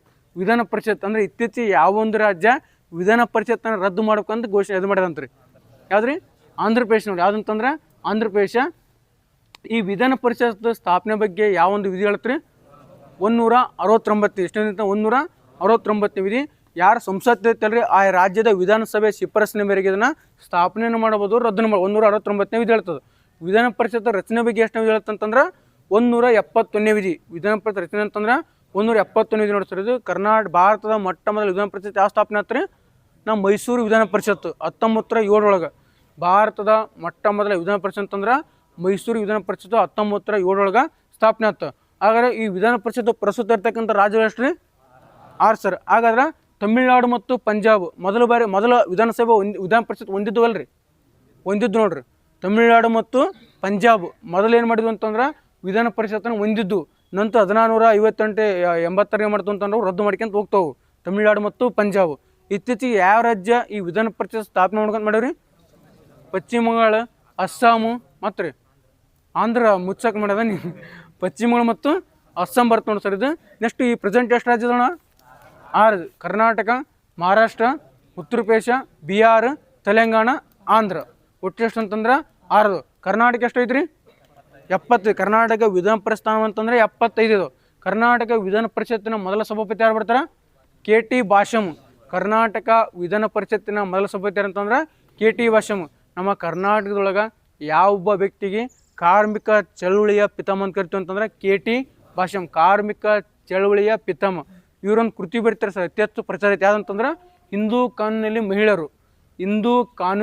ಮಹಿಳೆಯರು. ಇದು ಯಾರ ಕೃತಿ ಅಂತಂದ್ರೆ KT ಭಾಷಮ್ ಬರ್ತಾರೆ ನೋಡಿ ಸರ್ ಇದು. ನೆಕ್ಸ್ಟ್ ವಿಧಾನಸಭೆ ಮೊದಲ ಸಭಾಪತಿ ಯಾರು ಬರ್ತಾರೆ ಅಂತಂದ್ರೆ ವೆಂಕಟಪ್ಪ. ಕರ್ನಾಟಕ ವಿಧಾನಸಭೆ ಅಂತಂದ್ರೆ T ವೆಂಕಟಪ್ಪ. ವಿಧಾನಸಭೆ ಮೊದಲ ಮಹಿಳಾ ಸಭಾಪತಿ ಯಾರು ಅಂತಂದ್ರೆ ನಾಗರತ್ನ. ಕರೆಕ್ಟ್ ಅಲ್ರಿ? BV ನಾಗರತ್ನ ಅಲ್ರಿ, ಬರೀ ನಾಗರತ್ನ. ನಾಗರತ್ನ, KS ನಾಗರತ್ನ. ಏನಂತಂದ್ರೆ KS ನಾಗರತ್ನ ವಿಧಾನಸಭೆಯ ಮೊದಲ ಮಹಿಳಾ ಸಭಾಪತಿ. ಪ್ರಸ್ತುತ ಯಾರ್ದಾರ ವಿಧಾನಸಭೆದಾಗ? ಯಾರಿಲ್ಲ, ಅವನೇ ಹಂಗಾಮಿ ಇದ್ದಾರೆ. ರುದ್ರಪ್ಪ ಲಮಾಣಿತ ಅವರೇ ಸೊಪ್ಪು. ಯಾರು ಅಲ್ಲಿ ಕೇಳ MLA ಹೇಳ್ತಾನೆಲ್ಲ ಅಲ್ಲಿ.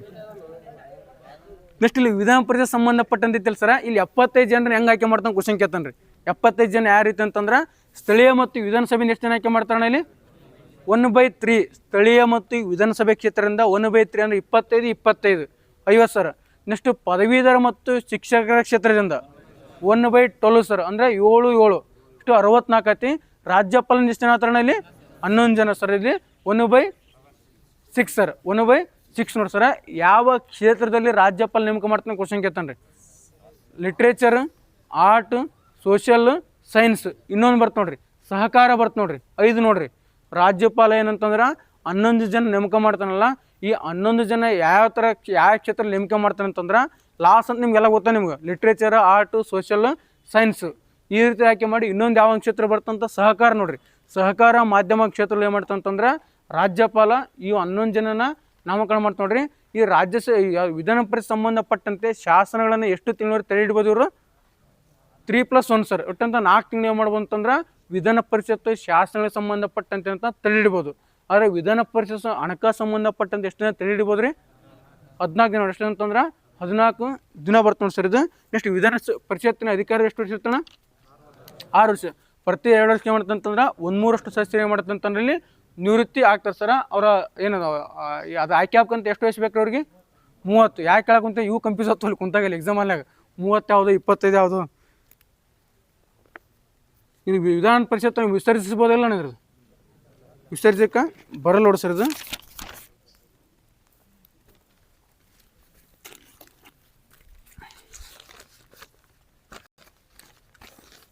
ಗೊತ್ತಿದ್ದೈತೆ ಅಣ್ಣದು. ಯಾವೊಂದು ತಿದ್ದುಪಡಿ ಹೈಕೋರ್ಟ್ ನ್ಯಾಯಾಧೀಶ ನಿವೃತ್ತಿ ವಯಸ್ಸನ್ನು 60ರಿಂದ 62ಕ್ಕೆ ಹೆಚ್ಚು ಮಾಡ್ತಾನ್ರಿ. ಎಷ್ಟನೇ ತಿದ್ದುಪಡಿ ರೀ? 15ನೇ ತಿದ್ದುಪಡಿ. ಈ 15ನೇ ತಿದ್ದುಪಡಿ ಏನು ಹೇಳುತ್ತಂತಂದ್ರೆ ಯಾವ ವರ್ಷ ಆತ್ರಿ ಇದು? 1963 ಆತ್ರಿ. 15ನೇ ತಿದ್ದುಪಡಿ 1963 ಆಗುತ್ತೆ. ಈ ತಿದ್ದುಪಡಿ ಏನು ಹೇಳುತ್ತಂತಂದ್ರೆ ಹೈಕೋರ್ಟ್ ನ್ಯಾಯಾಧೀಶರ ನಿವೃತ್ತಿ ಸಂಖ್ಯೆಯನ್ನು 60ರಿಂದ 62ಕ್ಕೆ ಹೆಚ್ಚು ಮಾಡ್ತಾ ನೋಡಿ ಸರ್ ಇದು. ಇದು ತಿದ್ದುಪಡಿ ಸಂಬಂಧಪಟ್ಟಂತೆ ಕ್ವಶನ್ ರೀ. ತಿದ್ದುಪಡಿ ಬಗ್ಗೆ ಎಷ್ಟನೇ ಭಾಗ ಬರ್ತೀರಿ? 20 ಭಾಗ. ಎಷ್ಟನೇ ವಿಧಿ ಹೇಳಿರಿ? 368ನೇ ವಿಧಿ ಅಂತ ತಿದ್ದುಪಡಿ ಬಗ್ಗೆ ಹೇಳ್ತಕ್ಕಂಥ ವಿಧಿ ನೋಡಿ ಸರ್ ಇದು. ನೆಕ್ಸ್ಟ್ ಇಲ್ಲಿ ತಿದ್ದುಪಡಿ ಸಂಬಂಧಪಟ್ಟ ಎಷ್ಟು ರೀತಿ ತಿದ್ದುಪಡಿ ಬರ್ತೋಣ? 3 ರೀತಿ ಸರ್. 3 ರೀತಿ ಏನು ಅಂತ ಸಂವಿಧಾನ ತಿದ್ದುಪಡಿ ಮಾಡ್ಬೋದು ನಾವು. ಯಾವ ರೀತಿ ರೀ? ಸರಳ ಬಹುಮತ, ವಿಶೇಷ ಬಹುಮತ, ವಿಶೇಷ ಪ್ಲಸ್ ಅರ್ಧ ರಾಜ್ಯಗಳ ಒಪ್ಪಿಗೆ ಸರ್. ಅತಿ ಹೆಚ್ಚು ಸಂವಿಧಾನದಾಗ ಯಾವ ರೀತಿ ತಿದ್ದುಪಡಿ ಆಗುತ್ತೆ ಅಂತಂದ್ರೆ ಸರಳ ಬಹುಮತ ಸರ್. ಈ ತಿದ್ದುಪಡಿ ಸಂಬಂಧಪಟ್ಟಂತೆ ಜಂಟಿ ಅಧಿವೇಶನ ಕರಿಬೋದಲ್ಲ ಅಣ್ಣ? ಕರೆಯಂಗಿಲ್ಲ ನೋಡ್ರಿ. ಈ ತಿದ್ದುಪಡಿ ನೀವು ಲೋಕಸಭೆ ಎಲ್ಲಾರು ಮಂಡಿಸು, ಎಲ್ಲಾರು ಮಂಡಿಸು. ಬಟ್ ತಿದ್ದುಪಡಿ ಸಂಬಂಧಪಟ್ಟಂತೆ ಏನಂತಂದ್ರೆ ಜಂಟಿ ಅಧಿವೇಶನ ಕರೆಯೋಕೆ ಬರಲ್ಲ ನೋಡಿ ಸರ್ ಇದು. ಈ ತಿದ್ದುಪಡಿನ ಸರಳ ಬಹುಮತ ಅಂತ ಹೇಳಿದ್ರಿ ನೀವು. ಈ ಸರಳ ಬಹುಮತ ತಿದ್ದುಪಡಿಯನ್ನು ಮಾಡಿದ್ದು 368ನೇ ವಿಧಿ ಒಳಪಡ್ತಾವಲ್ರಿ? ಒಳಪಡಲ್ಲ ನೋಡ್ರಿ. ಸರಳ ಬಹುಮತ ಮೂಲಕ ಏನೇ ತಿದ್ದುಪಡಿ ಮಾಡಿದ್ರು 368ನೇ ವಿಧಿ ಏನಂತಂದ್ರೆ ಒಳಪಡಲ್ಲ ನೋಡ್ರಿ. ಅಂದ್ರೆ ಸಂಸತ್ ಏನಂತ ಹಾಜರಿದ್ದ 50% ಮತದಾನ ಮೂಲಕ ಏನು ಮಾಡ್ತಂತಂದ್ರೆ ಇಲ್ಲಿ ಸರಳ ಬಹುಮತ ಅಥವಾ ಯಾವ ಮಾಡ್ಬೋದಣ್ಣ ಸರಳ ಬಹುಮತ ಮೂಲಕ? ಯಾವ್ದ್ರಿ? ಸಂಸತ್ತಿನ ಗಡಿ ಬದಲಾವಣೆ ಮಾಡ್ಬೋದು, ರಾಜ್ಯನ ಸೃಷ್ಟಿ ಮಾಡ್ಬೋದು ಇರಬೇಕು. ನೆಕ್ಸ್ಟ್ ಕೇಂದ್ರಾಡಳಿತ ಪ್ರದೇಶನ ಸೃಷ್ಟಿ ಮಾಡೋದಾಗಲಿ. ನೆಕ್ಸ್ಟ್ ಏನಂತಂದ್ರೆ ಮತ್ತೆ ರೀ ಯಾವ್ದ್ರಿ? ಭಾಷೆಗಳ ಪೌರತ್ವ ಇವೆಲ್ಲ ಏನಂತಂದ್ರೆ ಸರಳ ಬಹುಮತ ಮೂಲಕ ಮಾಡ್ಬೋದು ನೋಡ್ರಿ. ವಿಶೇಷ ಅಂತಂದ್ರೆ ವಿಶೇಷ ಬರ್ತಾವೆ ರೀ. ಅಂದರೆ ವಿಶೇಷ ಅಂತಂದ್ರೆ ಅಲ್ಲಿ ಏನು ಆಗಿರ್ತದೆ 2/3 ಮೆಜಾರಿಟಿ ಮೂಲಕ ಏಮಾಗ್ತಂತಂದ್ರೆ ವಿಶೇಷ ಬಹುಮತ ಮೂಲಕ ತಿದ್ದುಪಡಿ ಆಗ್ತವೆ. ಈ ವಿಶೇಷ ಬಹುಮತ ತಿದ್ದುಪಡಿ ಯಾವ ಬರ್ತಾವ ಅಂತಂದ್ರೆ ಮೂಲಭೂತ ಹಕ್ಕು ಬರ್ತದೆ ರೀ, DPSP ಬರ್ತದೆ ಸರ್. ಮತ್ತು ರೀ ಉಪರಾಷ್ಟ್ರಪತಿ ಮತ್ತು ಲೋಕಸಭೆ ಸ್ಪೀಕರನ್ನು ಪದಚ್ಯುತಿಗೊಳಿಸೋದು ನೋಡ್ರಿ. ಉಪರಾಷ್ಟ್ರಪತಿ ಮತ್ತು ಲೋಕಸಭೆ ಸಭಾಪತಿನ ಪದಚ್ಯುತಿಗೊಳಿಸೋದು ಯಾವ ತಿದ್ದುಪಡಿ ಅಂತಂದ್ರೆ ವಿಶೇಷ ಬಹುಮತ ಬರ್ತದೆ ನೋಡ್ರಿ. ವಿಶೇಷ ಪ್ಲಸ್ ಅರ್ಧ ರಾಜ್ಯಗಳ ಒಪ್ಪಿಗೆ ಬರ್ತದೆ ನೋಡ್ರಿ ಸರ್. ವಿಶೇಷ ಪ್ಲಸ್ ಅರ್ಧ ಒಪ್ಪಿಗೆ ಸರ್. ಅದೇನು ವಿಶೇಷ ಮಾಡ್ತಾರಲ್ಲ ರೀ ಅದು 368ನೇ ವಿಧಿ ಒಳಪಡ್ತಾವೆ ನೋಡ್ರಿ. ವಿಶೇಷ ತಿದ್ದುಪಡಿ ಮೂಲಕ ಏನೇ ಮಾಡಿದ್ರೆ ಅಂತಂದ್ರೆ 368ನೇ ವಿಧಿ ಒಳಪಡ್ತಾವೆ. ಇನ್ನೊಂದು ಬರ್ತಾನೆ ವಿಶೇಷ ಪ್ಲಸ್ ಅರ್ಧ ರಾಜ್ಯಗಳ ಒಪ್ಪಿಗೆ. ಇಲ್ಲೇನಂತಂದ್ರೆ ಈ ವಿಶೇಷ ಪ್ಲಸ್ ಅರ್ಧ ರಾಜ್ಯ ಅಂತಂದ್ರೆ ಅರ್ಧ ರಾಜ್ಯಗಳ ಒಪ್ಪಿಗೆ ತೊಗೊಂಡು ಏನು ಮಾಡ್ತಾರೆ? ತಿದ್ದುಪಡಿ ಮಾಡ್ತಾರೆ. ಯಾವ ಬರ್ತವೆ ಸರ್ ವಿಶೇಷ ಪ್ಲಸ್ ಅರ್ಧ ರಾಜ್ಯಗಳ ಒಪ್ಪಿಗೆ? GST ಸಂಬಂಧಪಟ್ಟಂತೆ ತಿದ್ದುಪಡಿ ಮಾಡಲಿ, 7ನೇ ಅನುಸೂಚಿ ತಿದ್ದುಪಡಿ ಮಾಡೋದಾಗಲಿ, ಕೇಂದ್ರ ಮತ್ತು ರಾಜ್ಯಗಳಿಗೆ ಸಂಬಂಧಪಟ್ಟಂತೆ ತಿದ್ದುಪಡಿ ಮಾಡಲಿ. ನೆಕ್ಸ್ಟ್ ರೀ ರಾಷ್ಟ್ರಪತಿ ಚುನಾವಣೆ ಸಂಬಂಧಪಟ್ಟಲ್ಲಿ ಇನ್ನೂ ಮುಂತಾದ ಏನು ಮಾಡ್ಬೋದು ಅಂತಂದ್ರೆ ಇಲ್ಲಿ ತಿದ್ದುಪಡಿ ವಿಶೇಷ ಪ್ಲಸ್ ಅರ್ಧ ರಾಜ್ಯಗಳ ಒಪ್ಪಿಗೆ ಬರ್ತದೆ ನೋಡಿ ಸರ. ನಾವು ಕೆಲವೊಂದಿಷ್ಟು ತಿದ್ದುಪಡಿ ಆತನ ಸರ್ ಅವು ಎದಕ್ಕೆ ಸಂಬಂಧಪಡ್ತಾವೆ ನೋಡ್ರಿ. ನಾ ಕ್ವಶನ್ ಕೇಳ್ತಾವನ ಯಾವ ಒಂದು ತಿದ್ದುಪಡಿ ರಾಜ್ಯರ ಗೌರವಧನ ರದ್ದು ಬಗ್ಗೆ ಅಂದರೆ ಬಿರುದು ರದ್ದತಿ ಬಗ್ಗೆ ಹೇಳ್ತದೆ ರೀ. ಕ್ವಶನ್ ಅರ್ಥದಲ್ಲಿ ಹೇಳಿದ್ದು ನಾನು. ಯಾವ ಒಂದು ತಿದ್ದುಪಡಿ ರಾಜ್ಯರ ಬಿರುದು ರದ್ದತಿ ಬಗ್ಗೆ ಹೇಳ್ತಂತಂದ್ರೆ ಗೌರವಧನ ರದ್ದು ಅಂತ 26ನೇ ತಿದ್ದುಪಡಿ. ಇದು ರಾಜ್ಯರ ಬಿರುದು ಮತ್ತು ಗೌರವಧನ ಬಗ್ಗೆ ರದ್ದು ಬಗ್ಗೆ ಹೇಳ್ತ ನೋಡಿ 1971ಗೆ ಆಗ್ತಿರೋದು. ಯಾವ ಒಂದು ತಿದ್ದುಪಡಿ ಲೋಕಸಭೆ ಸ್ಥಾನಮಾನವನ್ನು 525ರಿಂದ 545ಕ್ಕೆ ಹೆಚ್ಚು ಮಾಡ್ತಾರೆ. 31ನೇ ತಿದ್ದುಪಡಿ ನೋಡ್ರಿ. ಈ 31ನೇ ತಿದ್ದುಪಡಿ ಏನು ಮಾಡ್ತಂತಂದ್ರೆ ಲೋಕಸಭೆ ಸ್ಥಾನಮಾನ 520ರಿಂದ 545ಕ್ಕೆ ಹೆಚ್ಚು ಮಾಡ್ತಾರೆ. ಯಾವೊಂದು ತಿದ್ದುಪಡಿ ಐತಲ್ರಿ ಆಂತರಿಕ ದಂಗೆ ಎಂಬ ಪದ ಬದಲಾಗಿ ಸಶಸ್ತ್ರ ದಂಗೆ ಪದ ಸೇರ್ಪಡೆ ಮಾಡ್ತಾರೆ. 44ನೇ ತಿದ್ದುಪಡಿ ಬರ್ತದೆ ಸರ್ ಇದು. ನೆಕ್ಸ್ಟ್ ಯಾವೊಂದು ತಿದ್ದುಪಡಿ ಏನಿದು ಮೂಲಭೂತ ಹಕ್ಕುಗಳಿಂತ DPSP ಹೆಚ್ಚು ಅಂತ ಹೇಳ್ತಾರೆ. 42ನೇ ತಿದ್ದುಪಡಿ ನೋಡ್ರಿ. 42ನೇ ತಿದ್ದುಪಡಿ ಏನು ಹೇಳ್ತಂತಂದ್ರೆ ಒಂದ್ಸಲ ಹೇಳಿ ಸರ 42ನೇ ತಿದ್ದುಪಡಿ ಯಾವ ವರ್ಷ ಆಯ್ತು ರೀ? 1976 ಆಗತ್ತೆ ಸರ. 42ನೇ ತಿದ್ದುಪಡಿ ಇಂದಿರಾ ಗಾಂಧಿ ಸಂವಿಧಾನ ಮತ್ತು ಮಿನಿ ಸಂವಿಧಾನ ಪುಟ್ಟ ಸಂವಿಧಾನ ಕರಿತೀವಿ ಅಂತಂದ್ರೆ 42ನೇ ತಿದ್ದುಪಡಿಗೆ. ಇಲ್ಲಿ 42ನೇ ತಿದ್ದುಪಡಿ ಏನೇನು ಹೇಳ್ತಾರೆ? ಇದು 42ನೇ ತಿದ್ದುಪಡಿ ಹೇಳೋದು ಒಂದು ಹೇಳಿದ್ರಿ ಏನು DPSP ಹೆಚ್ಚು ಅಂತ ಇರ್ತದೆ, ಮೂಲಭೂತ ಹಕ್ಕು ಕಡಿಮೆ ಅಂತ ಇರ್ತದೆ. ಮತ್ತು ರಾಷ್ಟ್ರೀಯ ತುರ್ತುಪರಿ ಏರಿದಾಗ ಲೋಕಸಭೆ ಮತ್ತು ವಿಧಾನಸಭೆ ವಿಧಾನ 5 ವರ್ಷಕ್ಕಿಂತ 6 ವರ್ಷಕ್ಕೆ ಹೆಚ್ಚು ಮಾಡ್ತಾರೆ. 5 ವರ್ಷದಿಂದ 6 ವರ್ಷಕ್ಕೆ ಹೆಚ್ಚು ಮಾಡ್ತವೆ. ಮತ್ತೇನು ಮಾಡ್ತದೆ ಪ್ರಸ್ತಾವನೆ ಸಮಾಜವಾದಿ ಜಾತ್ಯತೀತ ಐಕ್ಯತೆ ಪದನ 1970 48 ತಿದ್ದುಪಡಿ ಸೇರ್ಪಡೆ ಮಾಡ್ತಾರೆ. ಮತ್ತು ರೀ ರಾಜ್ಯ ಪಟ್ಟಿಲಿರ್ತಕ್ಕಂಥ 5 ವಿಷಯನ ಸಮವರ್ತಿ ಪಟ್ಟಿಗೆ ಹಾಕ್ತಾರೆ. ಯಾವ ವರ್ಷ 5 ವಿಷಯವು ತೂಕ ಮತ್ತು ಅಳತೆ, ವನ್ಯಜೀವಿ ಮತ್ತು ರೀ ಶಿಕ್ಷಣ ಮತ್ತು ಅರಣ್ಯ ಮತ್ತು ಸುಪ್ರೀಂ ಕೋರ್ಟ್ ಮತ್ತು ಹೈಕೋರ್ಟ್ ಹೊರತುಪಡಿಸಿ ಉಳಿದೆಲ್ಲ ನ್ಯಾಯಾಧಿಕರಣ ಮಾಡ್ತಾರೆ, ಸಮವರ್ತಿ ಪಟ್ಟಿಗೆ ಹಾಕ್ತಾರೆ. ಮತ್ತು ಇಲ್ಲಿ DPSP 4 ವಿಧಿ ಸೇರ್ಪಡೆ ಮಾಡ್ತಾರೆ. ಇಲ್ಲಿ DPSPಗೆ ಯಾವ sir 39A 43A 48A 39F. ಇಲ್ಲಿ ಏನು ಮಾಡ್ತಾರೆ ಅಂತಂದ್ರೆ DPSPಗೆ 4 ವಿಧಿ ಸೇರ್ಪಡೆ ಮಾಡ್ತಾರೆ. 39A ವಿಧಿ ನಡತ್ರಿ ಉಚಿತ ಹಾಗೂ ಕಾನೂನ್ಯರು 39(a) ವಿಧಿ. ನೆಕ್ಸ್ಟ್ 43A ಗುಡಿ ಕೈಗಾರಿಕೆ ಅಲ್ರಿ, ಕೈಗಾರಿಕೆಯಲ್ಲಿ ಕಾರ್ಮಿಕರು ಭಾಗವಹಿಸುವಿಕೆ. 43A ವಿಧಿ ಅಂತಂದ್ರೆ ಕೈಗಾರಿಕೆಯಲ್ಲಿ ಕಾರ್ಮಿಕರು ಭಾಗವಹಿಸುವಿಕೆ. ನೆಕ್ಸ್ಟ್ 43A 48A ವನ್ಯಜೀವಿ ಮತ್ತು ಪರಿಸರ ಸಂರಕ್ಷಣೆ. 39F ಮಕ್ಕಳ ಆರೋಗ್ಯ ನೋಡಿ. 39E ಕಾರ್ಮಿಕರ ಆರೋಗ್ಯ, 39F ಅಂತಂದ್ರೆ ಮಕ್ಕಳ ಆರೋಗ್ಯ ಬರ್ತದೆ ನೋಡಿ ಸರ್ ಇದು. ನೆಕ್ಸ್ಟ್ ಇಲ್ಲಿ ಯಾವ ಒಂದು ತಿದ್ದುಪಡಿ ಸರ್ ಪಕ್ಷಾಂತರ ನಿಷೇಧ ಕಾಯ್ದೆ ನಿಮಗೆಲ್ಲ ಗೊತ್ತಿದೆ ಯಾವ್ರಿ 52ನೇ ತಿದ್ದುಪಡಿ 1985 ಬರ್ತದೆ ನೋಡಿ ಸರ್ ಇದು. ನೆಕ್ಸ್ಟ್ 1ನೇ ತಿದ್ದುಪಡಿ ಯಾವ ವರ್ಷ ಆತಣ? ಕೊಡೆ ಫೋನ್ ಬಂದಿಲ್ಲ, ಏನು ಮಾಡಿಲ್ಲ ಕೂಡ ಆಟ ಹಚ್ಚಾರ ಸುಮ್ಮನೆ ಫೋನ್ ಬಂದಿರಲ್ಲ. ಸರಿ ಮಂದಿ ಇರ್ತಾರಲ್ಲ ಸುಮ್ಮನೆ ಸಣ್ಣ ಹೋಗೋದು ಹಿಂಗೆ ಅಲ್ಲ ಹೇಳ ಮತ್ತು ಅಲ್ಲಿ ಕುಂತು ನೋಡೋದಂಗೆ. ಈ ಮೊದಲ ತಿದ್ದುಪಡಿ ಯಾವ ವರ್ಷ ಹತ್ತಿರ ಇದು 1951 ಜೂನ್ 18 ಆತು ನೋಡಿ ಸರ್ ಇದು. ಎದು ಸಂಬಂಧಪಡ್ತಾನೆ ಅದು ಭೂ ಸುಧಾರಣೆ ಸಂಬಂಧಪಟ್ಟಂತೆ ತಿದ್ದುಪಡಿ. ಹಾಗಾದ್ರೆ ಯಾವ ತಿದ್ದುಪಡಿ 2 ಅಥವಾ ಹೆಚ್ಚಿನ ರಾಜ್ಯಗಳಿಗೆ ಒಬ್ಬ ರಾಜ್ಯಪಾಲು ಅಥವಾ 2 ಅಥವಾ ಹೆಚ್ಚಿನ ರಾಜ್ಯಗಳಿಗೆ ಒಂದೇ ಹೈಕೋರ್ಟ್ ಅಂತ ಹೇಳ್ತೀರಿ?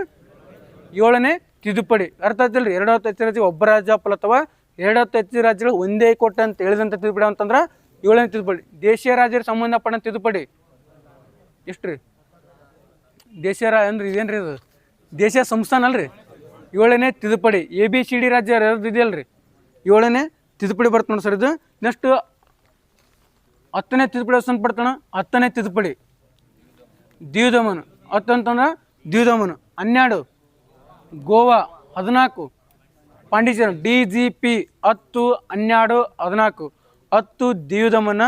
ನೆಕ್ಸ್ಟ್ 12 ಗೋವಾ, 14 ಪಾಂಡಿಚೇರಿ ಬರ್ತದೆ ನೋಡ್ರಿ. 36ನೇ ತಿದ್ದುಪಡಿ ಯಾರು ಸಂಬಂಧಪಡ್ತಾರೆ? ಸಿಕ್ಕಿಂ ನೋಡ್ರಿ. 36ನೇ ತಿದ್ದುಪಡಿ ಅಂತಂದ್ರೆ ಸಿಕ್ಕಿಂ ನೋಡಿ ಸರ. ಮಿಜೋರಾಂ ಯಾವ ಒಂದು ತಿದ್ದುಪಡಿ ಮೂಲಕ ಸ್ಥಾಪನೆ ಆಗ್ತಾರೆ? ಮಿಜೋರಾಂ 53 ನೋಡ್ರಿ. ಮಿಜೋರಾಮು ಯಾವ ತಿದ್ದುಪಡಿ ಮೂಲಕ ಮಿಜೋರಾಂ ಸ್ಥಾಪನೆ ಆಗುತ್ತೆ ಅಂತಂದ್ರೆ 53ನೇದು ಬರ್ತದೆ ನೋಡಿ ಸರ್ ಇದು. ನೆಕ್ಸ್ಟ್ ಯಾವ ತಿದ್ದುಪಡಿ ಚುನಾವಣಾ ವಿವಾದಗಳನ್ನು ಇತ್ಯರ್ಥಪಡಿಸುವ ಚುನಾವಣಾ ಆಯೋಗ ನೇಮಕ ಮಾಡ್ತಿದ್ದಂಥ ಚುನಾವಣಾ ಟ್ರಿಬ್ಯುನಲ್ ರದ್ದುಗೊಳಿಸಿ ಹೈಕೋರ್ಟಿಗೆ ಅಧಿಕಾರ ಕೊಡ್ತಂತ್ರಿ. ಅಂದರೆ ಚುನಾವಣೆ ನೇಮಕ ಮಾಡಿರ್ತಕ್ಕಂಥ ಚುನಾವಣಾ ಟ್ರಿಬ್ಯುನಲ್ ಅಂತ ಬರ್ತೀರಿ. ಆ ಚುನಾವಣಾ ಟ್ರಿಬ್ಯುನಲ್ನ ರದ್ದುಗೊಳಿಸಿ ಹೈಕೋರ್ಟಿಗೆ ಅಧಿಕಾರ ಕೊಟ್ಟಂಥ ತಿದ್ದುಪಡಿ ಆದಂತ್ರಿ 19ನೇ ತಿದ್ದುಪಡಿ ನೋಡ್ರಿ. 19ನೇ ತಿದ್ದುಪಡಿ ಸಂಬಂಧಪಟ್ಟಂತಂದ್ರೆ ಚುನಾವಣಾ ವಿವಾದಗಳನ್ನು ಇತ್ಯರ್ಥಪಡಿಸುವ ಚುನಾವಣಾ ಆಯೋಗ ನೇಮಕ ಮಾಡಿದಂಥ ಚುನಾವಣಾ ಟ್ರಿಬ್ಯುನಲ್ನ ರದ್ದುಗೊಳಿಸಿ ಹೈಕೋರ್ಟಕ್ಕೆ ಅಧಿಕಾರ ಕೊಡ್ತು ನೋಡಿ ಸರ್ ಇದು. ನೆಕ್ಸ್ಟ್ ಆಸ್ತಿ ಹಕ್ಕು ಸಂಬಂಧಪಟ್ಟ ತಿದ್ದುಪಡಿ ಯಾವ್ದು ರೀ? 44ನೇ ತಿದ್ದುಪಡಿ ಸರ್. ಇಲ್ಲೇನು DPSP ಇಲ್ಲೇನು 48 ತಿದ್ದುಪಡಿ ಆಗ್ತಾವಲ್ರಿ. ಅಲ್ಲಿ ಏನಾಗ್ತು ಅಂತಂದ್ರೆ ಅವು ಅಲ್ಲೆಲ್ಲ ಉಲ್ಟಾ ಆಗ್ತಾವ ನೋಡ್ರಿ. ಅವು ಇಲ್ಲೇನು 5 ವರ್ಷ 6 ವರ್ಷಕ್ಕೆ ಹೆಚ್ಚು ಮಾಡ್ತಾರೆ, ಅಲ್ಲಿ 5 ವರ್ಷಕ್ಕೆ ಹತ್ತ. ಇಲ್ಲಿ DPSP ಹೆಚ್ಚು ಅಂತ ಹೇಳ್ತದೆ, ಅಲ್ಲಿ ಮೂಲಭೂತ ಹಕ್ಕು ಹೆಚ್ಚು ಅಂತ ಹೇಳ್ತು ನೋಡಿ ಸರ್ ಅದು. ಮತ್ತು ರಾಷ್ಟ್ರಪತಿ ಮತ್ತು ಉಪರಾಷ್ಟ್ರಪತಿ ವ್ಯವಹಾರನ ಬಗೆಹರಿಸೋದು ಯಾವ ಒಂದು ತಿದ್ದುಪಡಿ ಬರ್ತೀರಿ? 44ನೇ ತಿದ್ದುಪಡಿ ನೋಡ್ರಿ. ರಾಷ್ಟ್ರಪತಿ ಮತ್ತು ಉಪರಾಷ್ಟ್ರಪತಿ ವಿವಾದನ ಬಗೆಹರಿಸೋದು ಎಷ್ಟನೇ ತಿದ್ದುಪಡಿ ಬರ್ತಂತಂದ್ರೆ 44ನೇ ತಿದ್ದುಪಡಿ ನೋಡಿ ಸರ್ ಇದು. ಹೌದ್ರಿ. ನ್ಯಾಯಾಂಗ ವಿಮರ್ಶೆ ಅಲ್ರಿ, ಆಂತರಿಕ ದಂಗೆ ಬದಲಾಗಿ ಸಹಿಸಿದ ದಂಗೆ. ಮತ್ತು ಯಾವ ನ್ಯಾಯಾಂಗ ವಿಮರ್ಶೆ ರೀ? ಯಾವ ಒಂದು ತಿದ್ದುಪಡಿ? 44 ರೀ. ನ್ಯಾಯಾಂಗ ವಿಮರ್ಶೆನ 44ನೇ ತಿದ್ದುಪಡಿ ಅಂತ ನೋಡ್ರಿ. ಇದು ಪ್ರೀ ಕೋಚಿಂಗ್ ಕೇಸ್ ನೋಡ್ರಿ. ಇದು ಪಿಂಡ್ರಿಗಂಗಾ ಯಾವ ಒಂದು ಸಂಗಮ ಕೂಡ ಪ್ರಯಾಗ ಕೂಡ ಪಿಂಡ್ರಿಗಂಗಾ ಅಂತ ಆತಂತ್ರಿ. ಪಿಂಡರಗಂಗಾ ಅರ್ಥ ಆಯ್ತಿಲ್ಲ ಹೇಳಿದ್ ನಾನು. ಪಿಂಡ್ರಿಗಂಗಾ ಐತಲ್ಲ ಸರ್ ಇದು, ಅಂದ್ರೆ ಕರ್ಣಪ್ರಯಾಗ. ಹಂಗೆ ಹೇಳಿದ್ ನಾನು. ಕರ್ಣಪ್ರಯಾಗ ಯಾಕೆ ಕೂಡ ಕರ್ಣಪ್ರಯಾಗ ಅಂತ ಆತೋಣ? ಅಲಕಾನಂದ ಮತ್ತು ಪಿಂಡ್ರಗಂಗಾ. ಅಲಕಾನಂದ ಮತ್ತು ಪಿಂಡ್ರಂಗ ಎರಡಕ್ಕೂ ಆಗ್ತಾವ ಅಂತಂದ್ರೆ ಕರ್ಣಪ್ರಯಾಗ ನೋಡಿ ಸರ್ ಇದು. ರುದ್ರಪ್ರಯಾಗ ರುದ್ರಮ್ಮ, ಅಲಕಾನಂದ ಮತ್ತು ಮಂದಾಕಿನಿ ಇಂತಂದ್ರೆ ಇದು ರುದ್ರಪ್ರಯಾಗ ಅಂತ ನೋಡ್ರಿ. ದೇವಪ್ರಯಾಗ ಅಲಕಾನಂದ ಮತ್ತು ಭಾಗೀರಥಿ, ಇದು ದೇವಪ್ರಯಾಗ ಆಗತ್ತೆ ನೋಡ್ರಿ. ಇದು ನೆಕ್ಸ್ಟ್ ವಿಷ್ಣು ಪ್ರಯಾಗ ಅಲಕಾನಂದ ಮತ್ತು ಧೌಲಿಗಂಗಾ, ಅಲಕಾನಂದ ಮತ್ತು ಧೌಲಿಗಂಗಾ ಕೂಡಿ ಅಂತಂದ್ರೆ ವಿಷ್ಣು ಪ್ರಯಾಗ ಬರುತ್ತೆ ನೋಡಿ ಸರ. ನಂದ ಪ್ರಯಾಗ ಅಂತಂದ್ರೆ ಅಲಕಾನಂದ ಮತ್ತು ನಂದಾಕಿನಿ ಬರುತ್ತೆ ನೋಡ್ರಿ. ಇಲ್ಲಿ ಗಂಗಾ ನದಿ ಹರಿತಕ್ಕಂಥ ಒಟ್ಟು ರಾಜ್ಯಗಳ ಸಂಖ್ಯೆ ಎಷ್ಟಣ್ಣ? 6 ರೀ. 5 ರೀ, 5 ರಾಜ್ಯ ಸರ್. ಉತ್ತರಾಖಂಡ, ಉತ್ತರ ಪ್ರದೇಶ, ಬಿಹಾರ, ಜಾರ್ಖಂಡ, ಪಶ್ಚಿಮ ಬಂಗಾಳ. ಉತ್ತರಾಖಂಡ, ಉತ್ತರ ಪ್ರದೇಶ, ಬಿಹಾರ, ಜಾರ್ಖಂಡ, ಪಶ್ಚಿಮ ಬಂಗಾಳ ಒಟ್ಟು 5 ಬರುತ್ತೆ ನೋಡಿ ಸರ್ ಇದು. ನೆಕ್ಸ್ಟ್ ಇಲ್ಲಿ ಗಂಗಾ ನದಿ ಸಂಬಂಧಪಟ್ಟಂತೆ ಎಲ್ಲಿ ಹುಡ್ತಾನೆ ಗಂಗಾ ನದಿ ನಿಮಗೆಲ್ಲ ಗೊತ್ತಿದ್ದೈತಿ. ಇದು ಎಲ್ಲಿ ರೀ? ಗಂಗೋತ್ರಿ. ಭಾರತದಲ್ಲಿ ಒಟ್ಟು ಎಷ್ಟು ಕಿಲೋಮೀಟರ್ ಇರುತ್ತೆ ಅಂತಂದ್ರೆ ಇದು 22,525 ಕಿಲೋಮೀಟರ್ ಇರುತ್ತೆ ನೋಡಿ ಸರ್ ಇದು. ಹೌದ್ರಿ, ಆತಣ್ಣ ಇದೊಂದು ಲಾಸ್ಟ್ ಕ್ವಶನ್ ಆಯ್ತು. ನಾ ಮೊದಲು ಓದ್ಕೊಂಡು ಬಂದಿಲ್ಲ ನಾವು ಅವತ್ತ, ಸ್ವಲ್ಪ ಅಡ್ಜಸ್ಟ್ ಮಾಡ್ಕಿರಿ ಅವತ್ತ. ನಾಳೆ ಇದ್ರೆ ಕರೆಕ್ಟಾಗಿ ಹೇಳ್ತಾನೆ. ಇಲ್ಲಿ ನೋಡ್ರಿ, ಇವು ಕೆಲವೊಂದಿಷ್ಟು ಅಲ್ಲಿ ಎಲ್ಲ ನಿಮಗೆಲ್ಲ ಗೊತ್ತೈತಿ. ಫಿಲಿಪ್ಸ್ ವಕ್ರರೇಖೆ ಮೊನ್ನೆ ಹೇಳಿ ನಿಮ್ಗೆ ಆಲ್ರೆಡಿ. ಫಿಲಿಪ್ಸ್ ವಕ್ರರೇಖೆ ಎದ್ರ ಬಗ್ಗೆ ಹೇಳ್ತೀರಿ? ಅದು ನಿರುದ್ಯೋಗ ಮತ್ತು ಹಣದುಬ್ಬರ ವಿರುದ್ಧ ಸಂಬಂಧ ನೋಡ್ರಿ. ನಿರುದ್ಯೋಗ ಮತ್ತು ಹಣದುಬ್ಬರ ವಿರುದ್ಧ ಸಂಬಂಧ ಅಂತಂದ್ರೆ ಫಿಲಿಪ್ಸ್ ವಕ್ರರೇಖೆ ಬರುತ್ತೆ ನೋಡಿ ಸರ್ ಇದು. ನೆಕ್ಸ್ಟ್ ಇಲ್ಲಿ ಓಕುನ್ಸ್ ನಿಯಮ ಅಂತ ಬರ್ತಿರಿ. ಅದು ಓಕುನ್ಸ್ ನಿಯಮ ಇದ್ರ ಬಗ್ಗೆ ಹೇಳ್ತೀರಿ. ನಿರುದ್ಯೋಗ ಮತ್ತು ಒಟ್ಟು ರಾಷ್ಟ್ರೀಯ ಉತ್ಪನ್ನ ಸಂಬಂಧ ಆಯ್ತು ನೋಡ್ರಿ. ಯಾವಂತಂದ್ರೆ ಓಕುನ್ಸ್ ನಿಯಮ ಬರುತ್ತೆ ನೋಡಿ ಸರ್ ಇದು. ಸರ್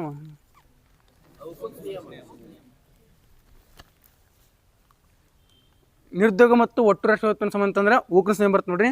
ಗ್ರೇಷಿಯಂ ನಿಯಮ ಅಂತ ಬರ್ತಾನೆ. ಅದು ಕೆಟ್ಟ ಹಣವು ಒಳ್ಳೆಯ ಹಣವನ್ನು ಇಲ್ಲವಾಗಿಸೋದು ನೋಡ್ರಿ. ಕೆಟ್ಟ ಹಣವು ಒಳ್ಳೆ ಹಣವನ್ನು ಇಲ್ಲವಾಗಿಸ್ ನೋಡಿ ಸರ್ ಇದು. ನೆಕ್ಸ್ಟ್ ಇಲ್ಲಿ ಲೋರೆನ್ಸ್ ಅಂತ ಬರ್ತಿರೋದು. ಲೋರೆನ್ಸ್ ನಮ್ಮ ಅಗ್ನಿಸರ್ ಆಗಲೂ ಒಂದೇ ಇರ್ತಲ್ಲ ರೀ. ಎಲ್ಲಿ ಆರೆಂಜ್ ಮಾಡ್ತಾರಲ್ಲ ಅಲ್ಲಿಂತ ಅತ್ಯಂತ ಸಂಪತ್ತು ಬರ್ತಿರ್ತಂತ. ಅಂದ್ರೆ ಆದಾಯ ಮತ್ತು ಸಂಪತ್ತು ಬಗ್ಗೆ ಹೇಳ್ತಕ್ಕಂಥ ಒಂದು ಯಾವುದಂತಂದ್ರೆ ಲೋರೆನ್ಸ್ ಅಂತ ಬರ್ತದೆ. ಆದಾಯ ಮತ್ತು ಸಂಪತ್ತು ಕುರಿತು ಪರಿಪೂರ್ಣ ಸಮರ್ಥವಾಗಿ ಅಂತಂದ್ರೆ ಲೋರೆನ್ಸ್ ಅಂತ ಬರ್ತದೆ ನೋಡ್ರಿ. ಏಂಜಲ್ಸ್ ಅಂತ ಬರ್ತೀರಿ. ಏಂಜಲ್ಸ್ ರೇಖೆ ಯಾವ್ದ್ರಿ? ಏನಂತ ಒಂದು ಆದಾಯದ ಖರ್ಚು ಮತ್ತು ಏನಂತಂದ್ರೆ ಒಂದು ಸಂಬಂಧ ಬಗ್ಗೆ ನೋಡ್ರಿ. ಏನಂತ ಒಂದು ಮನೆ ಖರ್ಚು ಮತ್ತು ಆದಾಯ ನೋಡಿ ಸಂಬಂಧ ಬಗ್ಗೆ ಹೇಳ್ತಕ್ಕಂಥದ್ದು ಯಾವಂತಂದ್ರೆ ಏಂಜಲ್ಸ್ ವಕ್ರೆ ಅಂತ ಬರ್ತ ನೋಡ್ರಿ. ಇನ್ನೊಂದು ಬರ್ತಾನೆ ಕ್ಯೂಜಿನೆಟ್ಸ್ ರೇಖೆ ಅಂತ ಬರ್ತೀರಿ. ಕ್ಯೂಜಿನೆಟ್ಸ್ ರೇಖೆ ಎಕ್ಸ್ ಬರ್ತಿರೋದು ಕ್ಯೂಜಿನೆಟ್ಸ್ ರೇಖೆ. ಅಸಮಾನತೆ ಮತ್ತು ತಲಾದ ಹಂಚಿಕೆ ಕುರಿತು ಅಂತ ನೋಡ್ರಿ. ಕ್ಯೂಜಿನೆಟ್ಸ್ ರೇಖೆ ಅಸಮಾನತೆ ಮತ್ತು ತಲಾದ ಕುರಿತು ನೋಡಿ ಸರ್ ಇದು. ಎಷ್ಟು ಇವತ್ತಿಂದ ಅಣ್ಣ ಇದು ಒಂದು ತಾಸು ಆಯ್ತು.